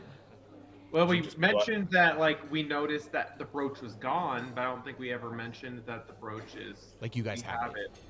Yeah, I know we were going to say something at the camp, but I think we decided against it. Actually mentioning it.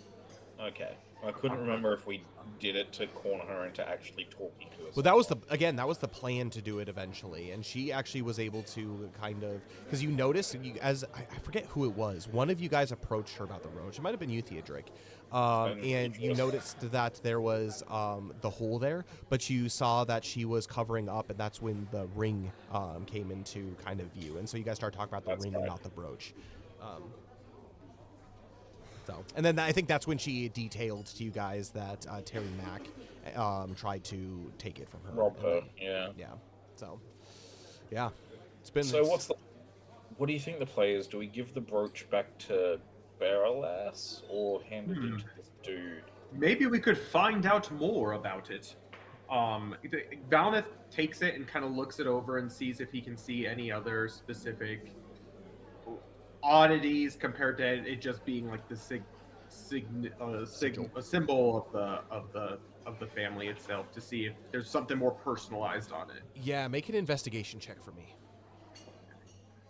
Investigation. Ooh, I'm good at investigation. Let's see. Maybe. Oh, well, I was very good at investigation. That's a natural 20 for a 25. You look at it, and this seems to be pretty well worn. There's nothing that would say that it's personalized other than the G that is on it, for now that you know Grindfold. You see that it is actually made of pure silver, and it has actually some very nice polished metalwork on it as well. This is something that is clearly supposed to stand out on you. It's not supposed to be concealed, as if like having this on your person gives you some kind of status, as it were. Yeah, it's quite interesting that Baralas would have had this, considering the fact that she's from Wilderland. Wonder how she got it. Maybe she knows of the what Grinfold family. Maybe she knows the Grinfold family. Maybe they're good friends. Wonder if we can discuss it with her in the future. Speaking of which, Caleb here news has mentions, he been says, disseminated. go ahead. That's what he says. Yeah, Caleb here, he mentions and he says, thank you so much for doing that. I am curious, though, if Baralas is working for this Grindfold fellow, why doesn't Herlinen have a brooch? And who is he? That's the thing I'm confused about all of this, is what is his relation to Baralas? So if we put two and two together, Baralas may be working for the Grinfold family, but is Herlinen also doing it, or is he trying to take the ring for his own purposes? It's all... two and two don't match up. If he is, he's not doing a good job. I don't think I've seen him in any state other than drunk for like the last 4 days. Yeah, she seems to trust him, so whatever he has done in the past seems to have gained her trust. But yes, I didn't even bother to think about it. Didn't you also say that she trusted whatever was happening with this ring, even though it terrified you? Oh, I was not afraid per se, but we'll put that aside. You used the word spine-chilling, Valineth. It chilled my spine, but I wasn't afraid. Okay. No, yes. He has seen it.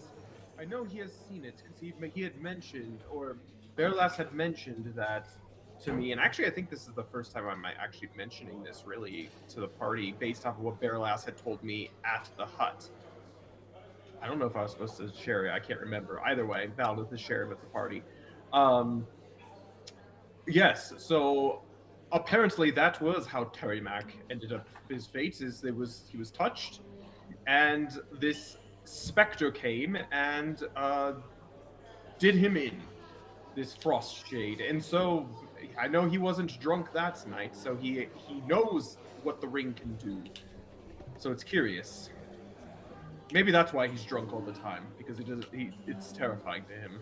Who knows? Kyrian does chime in, and he says, perhaps he is still under the guise that nobody else knows about the ring. And with that being the case, he can let his guard down, thinking that there are no threats. Because clearly, if he believes that this ring is between him and himself, why would he why would he do anything Perilous, Kyrian. She seems terrified of Herlinen knowing that we knew. She seemed legitimately terrified of him. So you're telling me that he holds a influence over her, even if he doesn't work for the Grindfold? Perhaps he is abducted her of her original purpose, but that's also curious, because why would he lead her back to Bree, where the Grindfolds live, unless he knew ahead of time that the Grindfold, well, the master of the Grindfold, Stefan, would be out of town during this time, as Barnabas had mentioned, and this was his time to be able to do what he can with her, with the ring, whatever the case. It's also very curious. Kyrian, he kind of strokes his gristly beard. I don't know. There's so much we don't know. I think what we should do is definitely keep an eye on Baralas, whether we have to protect her from the dwarves, from Herlinen, or even from this Stefan fellow. We need to keep an eye on her, and maybe in the morning we can try and learn more about the Grenfolds and what their stake is in this magic ring business. Because we know Baralas wants to destroy it. But is that what her employer wants? Or is this something of her own, a mission of her own making? Caliph here, he mentions, he says, destroy it or rid herself of its burden. It is curious that this curse seems to not affect her, but it seems to affect everybody who touches it other than her. And so, with that being the case, if this were to be passed on to another buyer, seller, wherever it is to be delivered, who's to say that the ring would actually let itself be parted from her? I think no matter what ends up happening, whatever the purpose is, at the end of the road, there's going to be bloodshed. All we can do is hope that it's not innocent. Well, that brings us to tonight's plan. If the dwarves do intend on pillaging tonight, I think we need to make up some plan in order for, at the very least, to turn their Dissuade them. gaze. Yeah, dissuade them. Turn their gaze from Berlas himself. I'm trying to think. If I was a dwarf and I knew what room she was staying in, maybe they would be confused if there was some sort of switcheroo that were to happen. A ruse, you say, Caliphyr says. And he says, that could work. I could move Arfanath and Frothian into the main room, where Berlas and Herlinen are staying. Clearly, Herlinen isn't in his right mind to even know what is going on. That could work. But I At will... the very least for the night, that I think that could prove to make them a little bit more safe. I until still we do figure think out we need their to keep plan. some kind of a lookout to see their movements during the evening. I know, Kyrian, that you have the ability to kind of hide in the shadows and kind of notice things out of detection, but if that is the case, maybe I do stay in the same room as Arfanath and Frothian, and if anybody does come in, I can confront them without any questions of why I am there. I'm clearly with my companions, and maybe it's a mistake of themselves. That I think would solve a lot of problems for us, and at that point we can perhaps confront them without letting them know that we are privy to what they are doing. Speaking of which, have you gotten your room yet? Do you have your room key? I For do. you, Frothian? Ah, do you mind if I see that? He pulls it out and hands it to you. I'll be back. And Valinith grabs it. I'm coming with you. I've already sent them to bed. We need to make them, well, at least have them know about the plan that we have just set forth from them. And so I'll help you move all of their stuff over without anybody knowing, none the wiser. Perfect. Well, it is settled. Kyrian, keep an eye on Berlas and Frothian. Not Frothian. What's his name? Herlinen. And Herlinen. And Theodric. Maybe you keep an eye on the dwarves. Make sure they don't get into anything dubious. Suspicious. Yep. Yes. I'm going to I can do have you, Theodric, make a perception check for me. Oof. 8. You look at the dwarves, and they seem to be deep in discussion speaking Dwarvish. You can't understand a single thing that they are saying, but they don't seem like they're trying to keep attention off of themselves. They seem pretty normal about everything. But, yeah, this is kind of par for the course. Nobody leaves the table. Everybody kind of just stays in one place. Kyrian, he keeps his eye on Herlinen and Berlas, and Herlinen every now and then kind of wakes himself up and looks around, and he sees that there's the glass of wine in front of him. He'll take another sip before he dozes again. Berlas is just kind of sitting there, kind of staring down at the table, literally twiddling her thumbs on the table as if contemplating something, thinking about something. She doesn't seem to be aware of anything that is going on around her, as if she's in her own little world. But with that, Kyrian just is going to stick to the status quo and just keep observing, with that being the case. Valinith, what are you doing with Caliphyr upstairs? Sorry, You I might was be muted. muted. Yeah, I was muted. Sorry. Well, first and foremost, we need to make sure that Frothian and Arthanath are privy of the plan that's going on. To a certain extent, just that you're switching rooms because there may be some dubious actions afoot that night. And as they're moving out, Valinith will go down with the key now that the room is open and Caliphyr and Prothean and Arthanath are moving in and out. And kind of walking down towards it, he'll walk over to the table with them, and with what are their names? Barrel Assassin, yeah, sorry. I was very distracted tonight with It's okay. dogs running around. But yeah, so I'll walk over to the table, and Valineth will put a hand on the shoulder. Give me 1 second. Sorry. Taking care of doggos, that'll do it. Oh yeah. They're wrestling. Sorry. wrestling. And being kind of loud. Hopefully, No, he can't hear him at all. Okay, good. But anyways, so he's gonna put a hand on Herlinen's shoulder and says, "Ah, you enjoying that wine still?" And He wakes up with a hiccup. His other hand is on the shoulder of Baralas, and in that hand is the key, and he has it kind of sticking out to her, like with the room number kind of facing towards her. Mm-hmm. And Valineth looks down to her and kind of like, Yeah, with the eyes. with the eyes, you know, the with the eyes. Yeah, so Verilash, she takes that in and she looks to see this key in hand. She looks back up and kind of with some understanding, and she gestures with her eyes over to the counter, and she says, 10 minutes. Yeah.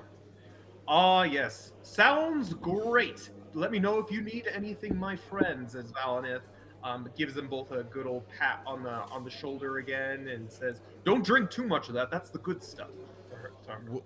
Well, thanks for the wine, my friend, as he takes the glass. And again, he's daintily sipping it, and he takes another sip as he begins to kind of nod back off to sleep.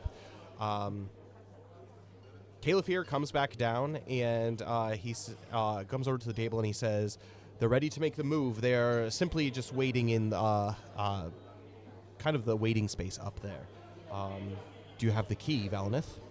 Valineth says, "In due time I will. In the meantime, could you," and pointing over to Herlin then there, "be a good distraction for him? He's quite the hoot, even when drunk." I can do that. He seems to be quite distracted himself in a deep sleep, but and he stands up and goes over and he sits down at the table, and he brings his drink over, almost as if he is like he's just like trying to keep up like kind of like a conversation with himself, just in case Herlinen does wake up. He's gonna be like they're mid conversation Gotcha. during this. That's our persuasive boy, Caliphyr. So Valineth will go over to the bar and just wait, basically. 10 minutes pass, and He'll Herlinen order does. a milk. Herlinen does wake up once and is confused by this whole thing, and so Caliphyr, he's going to go ahead and make a performance check. I believe in you. This is the thing you're good at. This is the thing he's good at. He got a 13, not terrible. And so he's basically just talking like he's in mid-conversation, and Herlinen kind of looks confused at first, looks to Baralas, and she kind of just like looks at him kind of like expectantly, and he says, "Oh yeah, I've been there. The Swan Fleet, you said? Yeah, are you from a Swan Fleet? You see the swan on your..." And then he falls asleep again, and Baralas, she gets up and she says, "Thank you," and she makes her way over to the table, or to the counter. Yeah. And Valineth had ordered a glass of milk, and he's waiting with the glass of milk. You needed some milk, did you? Oh, Good no, for the bones. This isn't for me. This is for you. You don't seem to quite like the alcoholic beverage. Maybe you just see your companion over there drunk all the time. No, he doesn't drink all the time. I just have a hunch. And based off of the very little time that we've spoken to each other tonight, I think my hunches have been confirmed. You say the dwarves know. I think this entire journey they've been trying to distract Herlinen. It's always when Narvi comes around, he's always the one who's feeding him drinks. I think they would have struck earlier if you hadn't joined the caravan. perhaps last night, the night before. Well, I do know one thing, and if I can be quite frank with you, I'm not sure how they found out about the ring. They don't know the secret behind it. They just have seen it, and they've seen that it looks quite valuable, as it is for sure, as it for sure is. However, one thing I will say, for the protection of not only the dwarves themselves, but also for the innocents around them, just I think avoidance is the best course of action at this point. They're not just any common thieves, you see. They are indentured servants. And Valnith kind of goes into a long diatribe that he had found out about. They had been indentured servants to this man from the east for years and years at this point, and they're nervous because they're at the point where they feel like they're not ever going to be free. They're just going to be forever basically slaves to this merchant. But then I share that the merchant himself is at the end of his journey, and he's open to them having their freedom purchased. And the dwarves are aware of this, and so this is why they're also striking themselves. I'm going to have you make a history check for me, Valinith. All right. History. There it is. Come on. Roll. Roll with the best of them, please. So bad. That's a 4. 4. That's a 4. In regards to the events that happened to where perhaps this ring could have been shown or brought up, you can't think of any moments where like this has been revealed while it's been in the company. So perhaps the dwarves have known about it since before you joined, but you're unsure. Because again, you didn't find out about the ring until like, you actually confronted her. Yeah. Speaking of which, it seems that, again, as you had mentioned, the dwarves themselves have been trying to get Herlinen over there drunk. It seems like he's not doing a very good job of protecting you. How did you both meet? I know you're from Wilderland, but is there anything in particular? He's not doing a very good job as a bodyguard, it seems. She kind of looks to you. This is kind of like the second time that she's really looked at you as if she's like kind of studying you to trust you. I'm going to have you make a persuasion check for me. He's genuine. He's not holding anything back. Clearly, and she sees that. Is it perception? Oh no, persuasion. Come on, roll good. Please.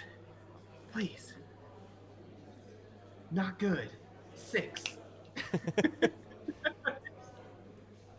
She says, as she thinks for a moment, she says,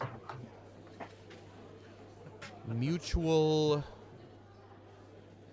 Well, we have a mutual purpose.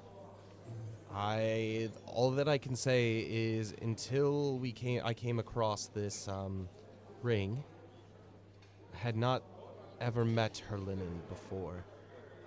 It seems that our employers, and she's very intentionally keeping whoever these employers are secret. It seems our employers have a mutual understanding, and Herlinen has been tasked with protecting me. As to why he so easily gets drunk, who's to say? I think he is kind of taking everything for granted. I seem to know a lot more, especially in the past day and a half, than he knows. He has clearly been manipulated into letting his guard down. But he's not the one who has to carry this burden either. That's true. And it does seem he knows the extent of it. I can't claim to know the burden myself either. However, these employers seem to be dubious people indeed. Does it have anything to do with a G? What could you mean by that? The letter G. Well, what's actually really brought us to understanding that it may have been you and Herlinen that had something to do with Terry Mack back at the Forsaken Inn. Was when we pulled Terry Mack out of the well, he was grasping something in his hand. It was a sigil of sorts. We don't know what it was, but it was that of a G.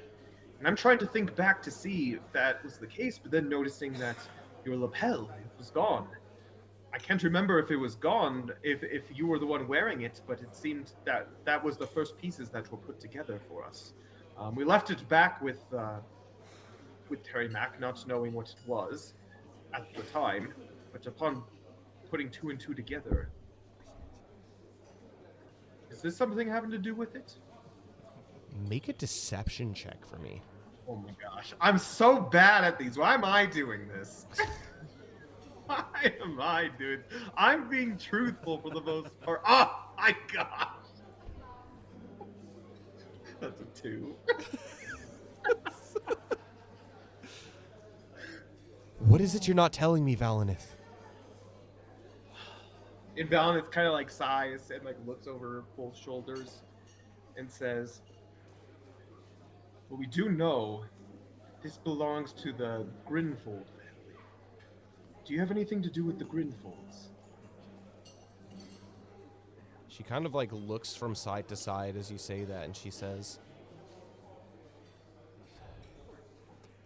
"You must understand why I'm so wary about trusting people, even people until you, who have proven yourselves worthy of my trust. I do know the Grinfold family. As a matter of fact, I am under their employ. And the mission that I have, the burden which I bear, well, let's just say once my deed is done, I no longer have to worry about it."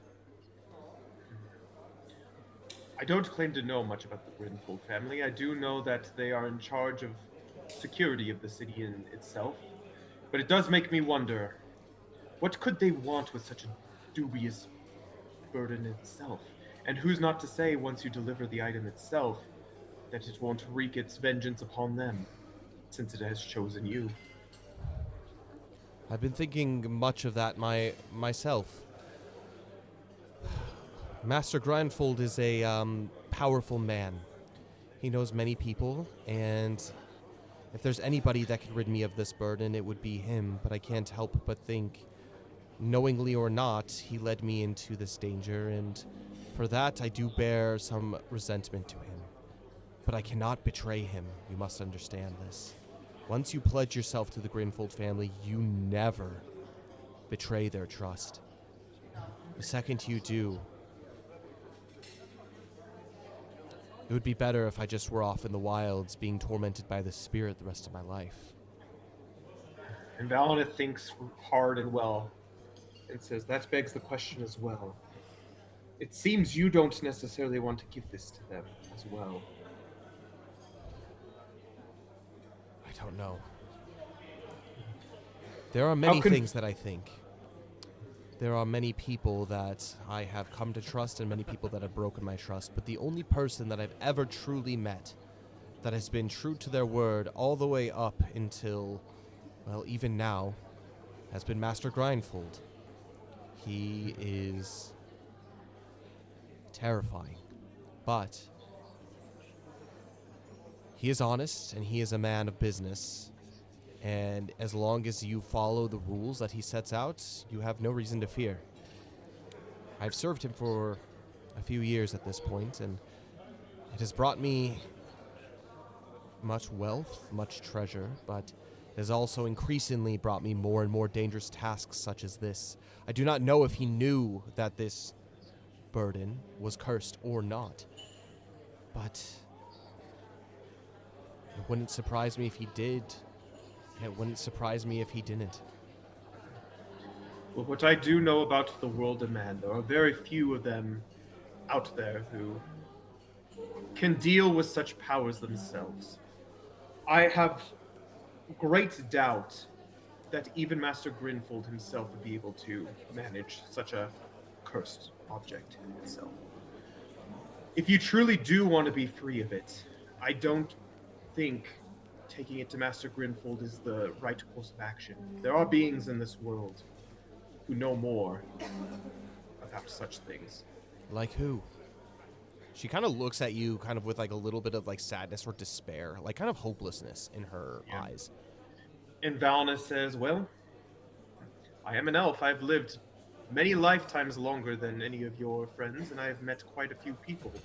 It so happens we're making our way out west to find one of the wisest beings here in this Middle Earth. If anyone can tell you anything about this and how to break such a curse, it would be him. And what would make you think that I would be deserving of such an audience, especially if I abandon whatever quest that I'm on? Clearly, Master Grinfold would know. And that would bring danger after us, meaning wherever I go, the danger follows. And if I bring this to wherever western location you are speaking of, I would be not only endangering myself, you, but also the people to which I go to. That would be the case. That is, unless news of you not fulfilling your quest, if you get my understanding, was to reach the ears of the Grinfolds, taking their ire off of your trail itself. I wish you good luck with that. Many people have claimed to die in the service of the Grinfolds, but they have all been found. Every one of them. He has a way of knowing things. He's got spies all over Eriador. And even beyond in some places. I mean, this isn't my burden to carry. Ultimately, the decision is yours. However, I also know you as a person. I know you don't want the death of innocents on your hands as well. This is your burden to bear, but know that me and my comrades are more than willing to help in any way that we can. Because not only are we doing this for you, but we fight for the free people of Middle-earth. And that's everyone of Middle-earth. I have a lot to think about. And she departs, and as she does so... Oh, speaking of which, Valdeth hands out the key and says, "This is Califier's room. You and Herlinen go use this room for the night. If you don't mind, may I have your key so that Califier and his comrades may take your room for security purposes." Thank you. And she takes the key and walks away. Right where she was sitting on the table is her key. Okay. And so Valadith grabs it and puts a hand on Califier's shoulder and says, "Ah, yes, what a lively chap this Herlinen is, isn't he?" Califier says, "Riveting conversation." Well, let's just say I think he's going to be sleeping in extra late tomorrow. And with that, he bids Baralas and Herlinen, the sleeping Herlinen, adieu, and makes his way back over to the table, to which you all gather. And Theodric, you do notice that some of the dwarves have started getting up and kind of cleaning off their table to a degree before they head upstairs. You hear one of them say, "We've got an early morning tomorrow, fellas." And with that, we are going to go ahead and end our session. Unless, Theodric, you have anything you want to add. Oh, I think you're muted. Yep. Yeah, sorry. Theodric's good. He's just going to keep an eye on those dwarves and probably follow them up after a moment or two. Valinith also gives a breakdown as they're at the table of what just transpired with Baralas, very quietly in hushed tones, about her relationship to the mission and everything at hand. Perfect. So. And with that, we're officially done. Theodric, why don't you go ahead and tell us about your thoughts on today's session? And also, we are going to ask Dane your thoughts on today's session, and then we will conclude here shortly. So go ahead. Excellent. I'm very glad to be back into it. It's been a rough couple weeks for everyone here at the channel, illnesses and work and stuff like that. Mm-hmm. Glad to be back into it. Glad to be catching up on it. Definitely glad I finally got better armor. That juicy AC of 20 is finally at this point, right? I'm very happy with that. Also, I'm so glad to have been able to ask more about the helmet that we found in the Troll Horde. I knew it was important, but glad to have some things revealed about it. Have a Keep bit more talking. I'll be info. right back. All good. Look, I for sure think that helmet belonged to either Helm Hammerhand or just straight up it belonged to Harmer. I can't remember Australian. So this you're using the gauntlets, right? But I'm you using the decided gauntlets because not to use the helm, right? I'm not. Well, I could, but technically, because I'm not an actual certified Rohirrim, using the helmet would be a huge dishonor.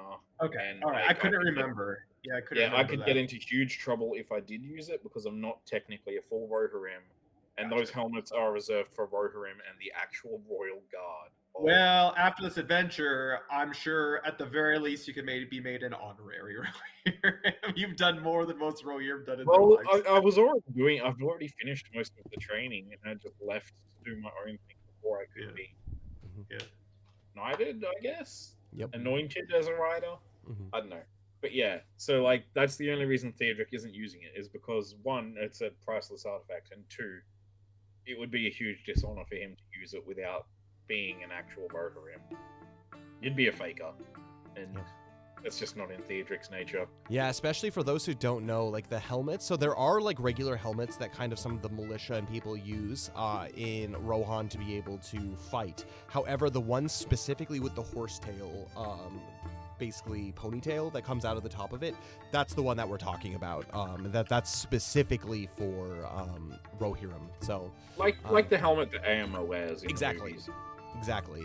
And the quality of the horsehair depends on the quality of like kind of Rohirrim and like your ranking, but also like how decorated the helmet is too. And so if you'll notice, This one's got jewels and stuff, so yeah, exactly, as they had mentioned, like this is like a helmet kind of fit for a king. yeah. And Theodric is very much not a king. Mhm. For sure. Not yet. Not yet. Yeah, who needs Theoden? Come on now. I'm just saying, we rewrite history, baby. It is the Theodric world. could solo the Witch King. I reckon we could do that. I wouldn't need to be rescued by Eowyn. I am no man. I am merely a boy of 17. I am no man. I am Theodric. You be the shield, and then Valinor will sit behind and not be frightened by the Witch King. Yeah. That's his power. It's like, you don't scare me. Probably wouldn't be No, able to do much else, but I really enjoyed today's session. Yeah, it's Getting good. back into it, being able to rearm, restock, find out some cool stuff about. But I'm actually pretty stoked because I managed to find out more information on the 3 mysterious items that I do carry. I got to find out more about the runic necklace. I got to find out more about my helmet and about my bracer. So It like sometimes when you like just like bring it up, right place, right time, like sometimes it's like one of those sessions where it culminates. It's funny because like we really, considering where we left off last session, we haven't progressed much further from it. If anything, we've only progressed maybe 20 minutes further from last session, but it was great to kind of like build some of the like backing to like what's happened in Bree and the events of Bree thus far. That's kind of like led to the point that we are at with like getting kind of putting all these pieces together before whatever ends up happening and whatever you guys decide to choose. You actually have a plan now set because of everything that you've experienced. Plus, we get a little bit of some, you know, when you're in towns, it's always a good time to get a little bit of some information about maybe some of the mysteries of your quest and things that you have. So use this absolutely whenever you're in towns, especially because so much of this game is wandering through the wilderness. You definitely want to use the towns as like that ability to kind of uncover some of those extra things that you're unable to do when you're on the road and you're worried about threats constantly. So yeah, it's gonna be good stuff. exactly. For sure. It's an information hub, and we need to use it like one. It is, absolutely. And also, even 2 years later, getting to kind of find out more stuff about Theodric too, and kind of like some of like his purposes and again, getting armor and kind of upgrading him. Like, it's exciting to see kind of like these like milestones where like those things happen, and kind of like these definitely hit roleplay heavy sessions. It's good. Yes. It makes me excited, and it keeps me on my toes too, because how am I supposed to know that you're gonna go be like, hey, what's going on here? And so like all I know is like what these people have as far as like what's actually in the towns and the resources that they have. And so we're kind of playing this together based off of dice rolls, based off of what is actually available here. You're utilizing the opportunities great, and I appreciate that, and it keeps the game exciting for me too while I'm playing. So Yeah, I'm honestly, I kind of wish I had a. I might have to do it later, but sell my old longsword while I'm at it. oh yeah, Try to gain back some of that money I spent on my armor. yeah, 50. So for those who don't know, like 50 silver pieces is a lot for this game. I think you got 50 silver pieces from Beorn for just like fighting off like a Voltaire, right? Yep. So And it's then like that's like for protecting the the lands of the Beornings. Like you were gifted 50 silver. Yes, I had 150 Mm-hmm. at the start of this session, so I have 100 silver pieces left. But I have been scrimping and saving since the start of the area, Wilderland adventures. Yeah, and that's even like from like going down into like Goblin Mines. That's even from Yep. like finding whatever like treasure that you have, which is again a few and far in between. And so Yep. every single silver coin counts. That was getting paid to look after Lady Irame through That's the Misty right. Mountains. That's right. Yeah, but no. So I'm happy to put a quarter of that to better armor. Heck yeah. 'Cause I don't need a new sword anymore. That's true. You did get I've that got sweet Maravich's sword. Maravich's sword. Absolutely. And again, for those who are watching that don't know, we actually have the first campaign Wilderland Adventures on the Fantasy Forge YouTube. If you're kind of curious about some of the adventures that Theodric and Valinith have been on thus far, that's a good resource. It's got 50-something episodes to be able to check out, especially with the conclusion of the Bandit raid and Theodric getting an amazing sword out of that. So it's really cool. Kind of get some backstory above game, but very cool. Is that it? Yeah, that's all I've really got. I'm very excited for next session. Heck yeah. Dane, your thoughts?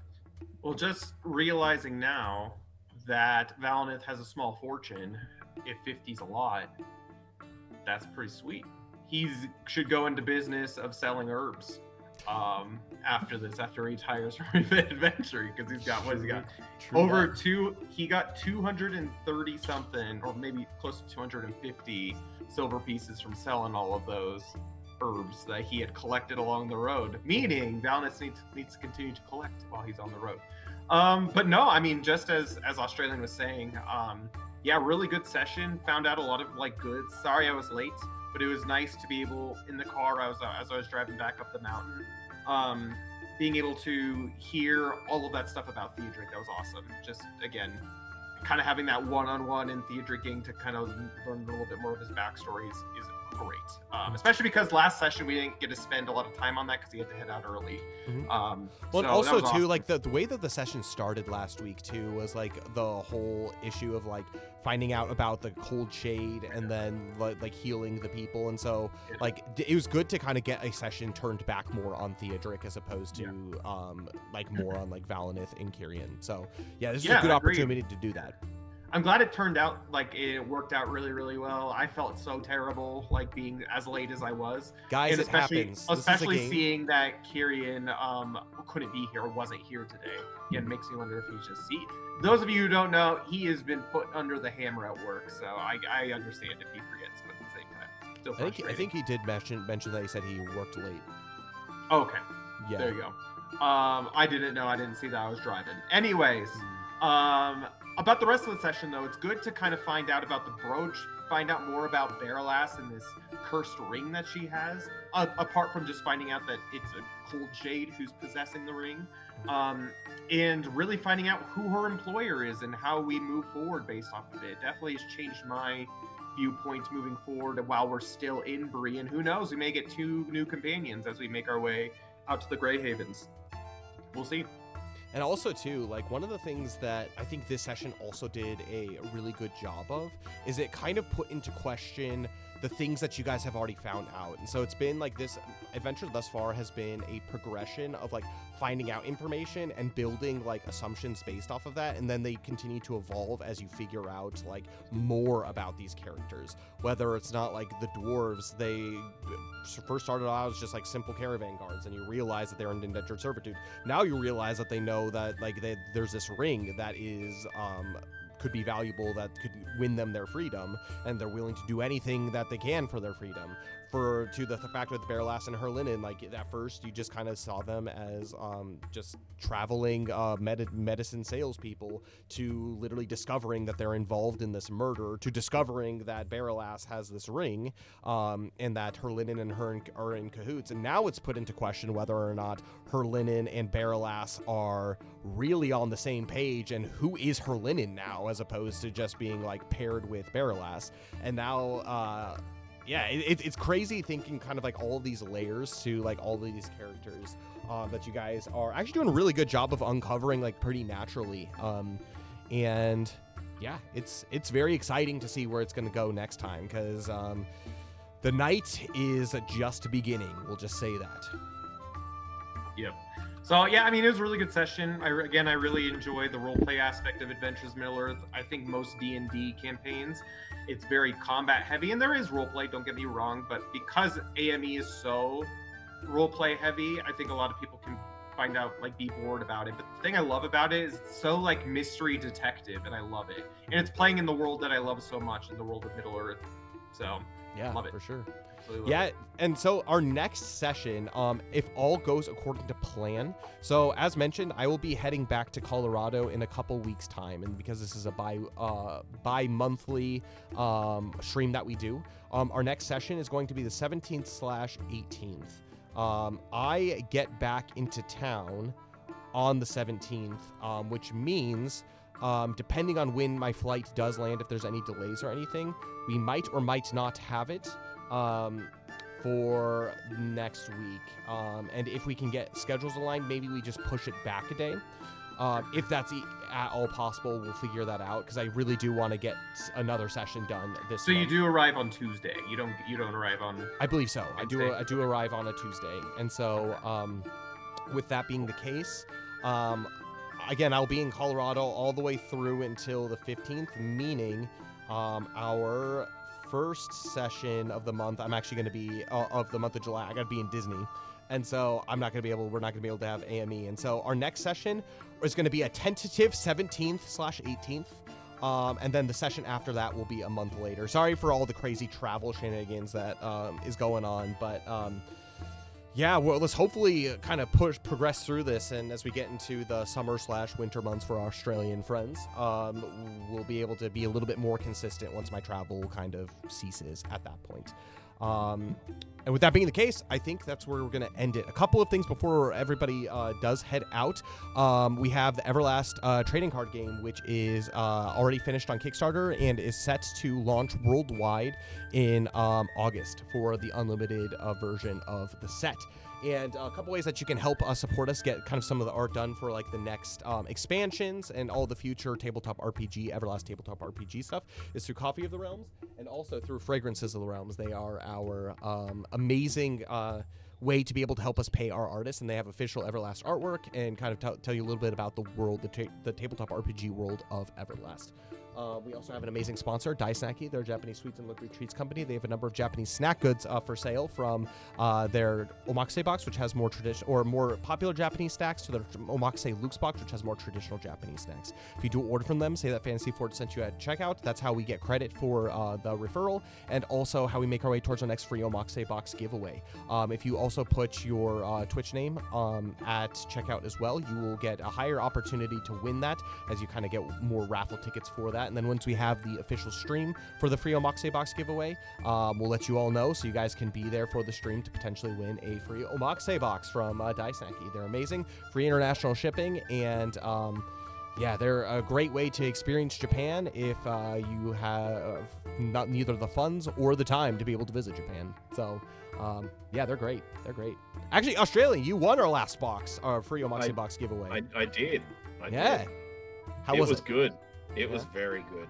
I really enjoyed the matcha stuff. The matcha Kit Kats were actually really nice.